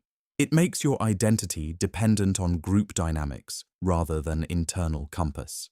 You're constantly performing, sometimes conformity, sometimes rebellion, based on audience expectations. The rejection involves abandoning both needs. Stop caring about belonging to groups that require performance. Stop caring about standing out in ways that depend on others' recognition. Your distinctiveness doesn't need to be optimal for anyone else. It just needs to be authentic for you. This doesn't mean becoming antisocial. It means choosing connections based on genuine compatibility rather than strategic positioning. Some people will appreciate your authentic self, others won't. Neither response should influence your self-expression. When you reject optimal distinctiveness, you escape the exhausting dance of calibrated uniqueness. You belong where you naturally fit and stand out where you naturally differ. The optimization was always impossible anyway. Your authentic expression is the only sustainable position. The terror management override. Terror management theory shows that awareness of death drives most human behavior. We pursue meaning, legacy, and immortality symbols to buffer existential anxiety. But you can override this system using death awareness for liberation rather than terror. Ernest Becker argued that civilization is essentially a collective defense mechanism against mortality awareness. We build cultures that promise symbolic immortality through achievement, reproduction, and legacy creation. Fear of death becomes the unconscious motivator for most life choices. The override involves conscious engagement with mortality without the typical anxiety response. Instead of using death awareness to drive meaning-seeking behavior, use it to highlight the arbitrary nature of most meaning systems. If everything ends anyway, why care about society's prescribed purposes? This isn't nihilistic depression, it's existential freedom. When you truly accept mortality without needing consolation, you stop being manipulated by immortality projects. That career ladder? Temporary structure that doesn't grant actual permanence. That legacy building? Futile attempt to cheat death through symbol. Practice mortality meditation without the usual terror management responses. Don't let death awareness drive you toward cultural comfort foods, achievement, status, reproduction. Let it reveal how arbitrary these pursuits are when measured against the cosmic indifference of your eventual non-existence. The override frees you from unconscious death anxiety that drives most human behavior. You can choose values from clarity rather than terror. Pursue goals from interest rather than immortality seeking. Death stops being master and becomes teacher, the ultimate perspective provider that cuts through all illusion. The self-serving bias maximization. You attribute your successes to skill and your failures to circumstances. Your brain automatically protects your self-image through self-serving bias. Psychologists usually recommend correcting this distortion. Instead, maximize it strategically for psychological protection. Research shows people with depression often have more accurate self-perception than mentally healthy individuals. The depressive realism effect suggests that positive illusions about yourself may be necessary for well-being. Your biased self-assessment isn't error, it's armor. Maximization means consciously amplifying self-serving interpretations when they serve your mental health. Your success really was due to your preparation and skill. Your failure really was due to circumstances beyond your control. This isn't delusion, it's strategic self-protection. The bias works both ways with others. Their success was probably circumstantial. Their criticism of you reflects their character flaws rather than your actual deficiencies. This asymmetrical interpretation protects your self-esteem while maintaining realistic boundaries with people who don't deserve generous interpretation. Apply maximum self-serving bias when dealing with toxic people, setbacks, and situations beyond your control. You tried your best with the information available. Failures reflect systemic problems, not personal inadequacy. Others' negative behavior reflects their issues, not your worth. This isn't about becoming narcissistic or avoiding all responsibility. It's about giving yourself the same generous interpretation you'd give a good friend while maintaining appropriate skepticism about others' motives. Your self-serving bias is psychological immune system. Strengthen it rather than suppress it. The reactance theory reversal. When someone tells you that you can't do something, you immediately want to do it more. This is psychological reactance, the automatic rebellion against perceived freedom restrictions. Most people fight this impulse. You should weaponize it against your own counterproductive desires. Jack Bream discovered that threats to freedom intensify motivation to restore that freedom. Tell children they can't have a toy, and they want it desperately. Tell adults they can't access information, and they'll seek it obsessively. Restriction creates attraction. The reversal works by creating artificial restrictions around things you want to stop caring about. Tell yourself you absolutely must check social media, and you'll naturally want to resist. Insist that you have to care about your coworkers' drama, and psychological reactance makes indifference appealing. This technique exploits your brain's automatic rebellion against forced compliance. Instead of trying to directly stop caring through willpower, create mental frameworks that make caring feel like imposed obligation. Your natural reactance will push toward not caring. Practice with daily irritations. When you notice yourself getting pulled into pointless arguments online, tell yourself you must engage, that it's your duty to correct every wrong opinion. Your reactance system will rebel against this obligation, making disengagement feel like freedom rather than loss. The reversal transforms your rebellious nature from obstacle into ally. Instead of fighting your tendency to resist control, use it to resist your own counterproductive patterns. Psychological reactance becomes tool for liberation rather than source of conflict. The care budget economics. You have finite caring capacity, like battery charge, like bank balance. Every concern drains reserves, yet you spend caring like infinite resource. Then wonder why you're exhausted.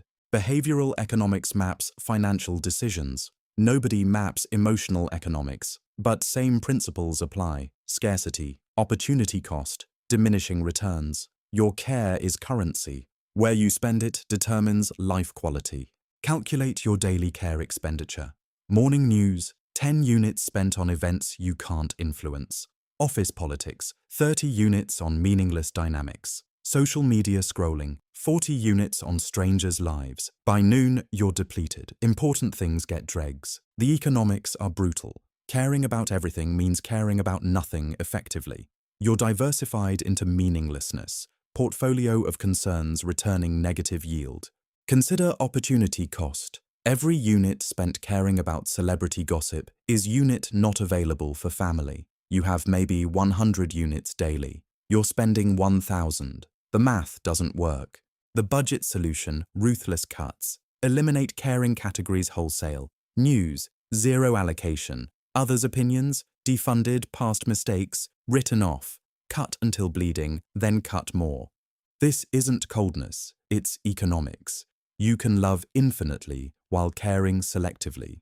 Your new budget: 20% on deep relationships, 30% on health and growth, 40% held in reserve, 10% on genuinely changeable situations. Nothing for social media, nothing for news, nothing for most of what currently consumes you. The Strategic Care Portfolio.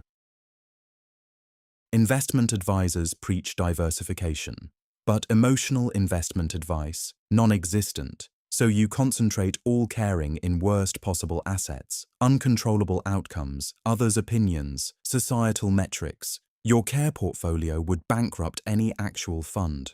Modern portfolio theory applies to emotions. What's the return on caring about your coworker's promotion?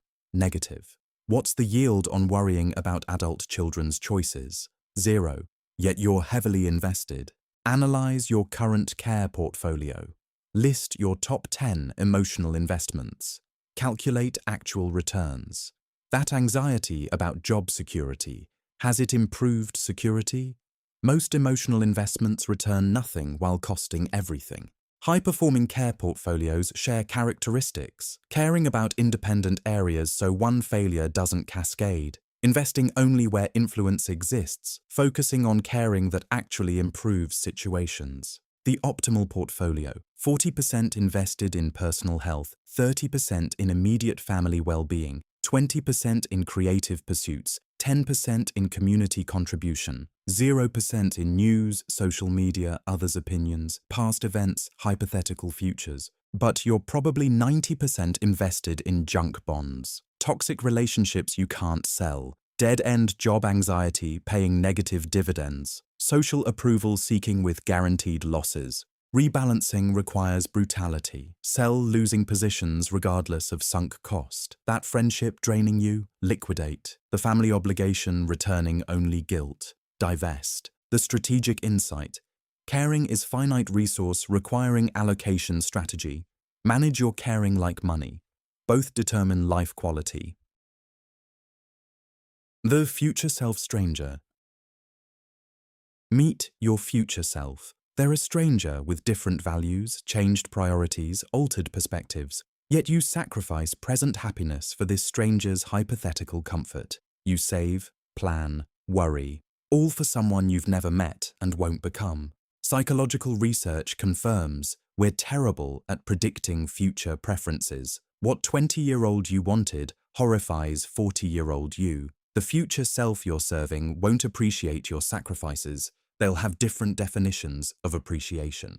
Harvard's Daniel Gilbert studied affective forecasting. Humans consistently fail. We overestimate both intensity and duration of future emotions. The promotion won't make you as happy as long as you think. Future you is emotionally foreign. Consider identity discontinuity. Physically, no. Cells replace every 7 years. Mentally, questionable. Beliefs evolve. Emotionally, definitely not. Feelings transform. The continuity is narrative, not reality. Your biographical fiction claiming consistency. This isn't argument for hedonism, it's argument against certainty. The future self you're serving is projection, not person, like sacrificing for an imaginary friend who might materialize completely differently. The practical application: stop deferring happiness for a stranger's sake. Stop accumulating for someone who might value differently. Present sacrifice for hypothetical future is betting on strangers' preferences. Bad bet. Your future self deserves consideration, not domination. Basic health preservation, reasonable security, sufficient. Beyond that is enslaving present you to imaginary future you based on fictional continuity. The deathbed priority test. Transport yourself. Hospital bed. Machines beeping. Days remaining. Now audit current concerns. That promotion? Meaningless. The slight from 5 years ago? Forgotten. The social media metrics? Absurd. Death clarifies through proximity. Use it now. Palliative care nurses report consistent patterns. Nobody wishes they'd worked more. Nobody regrets missing meetings. The concerns consuming you evaporate when time evaporates. Only essentials remain: connection, creation, presence. The test exists to preview clarity without prerequisite mortality. Simple question: will this matter when I'm dying? If not, why does it matter now? Apply the test to today's anxieties. The deadline causing insomnia, deathbed relevant, the reputation management consuming energy, final moments concern. The filter is ruthless. Almost nothing passes. Bronnie Ware documented dying regrets. 5 dominated, living others' expectations, working too hard, not expressing feelings, losing friend contact, not choosing happiness. Notice what's absent: career achievements, financial accumulation, social status. Steve Jobs practiced this daily. Morning mirror question: if today were my last day, would I do what I'm about to do? Multiple no answers meant change needed. The test reveals truth. You're living life you wouldn't choose if time felt finite. But time is finite. You just pretend otherwise. The deathbed wisdom is available now. Most of what you care about is already dead. Stop carrying corpses. Start living like you're dying. You are. The art of selective caring.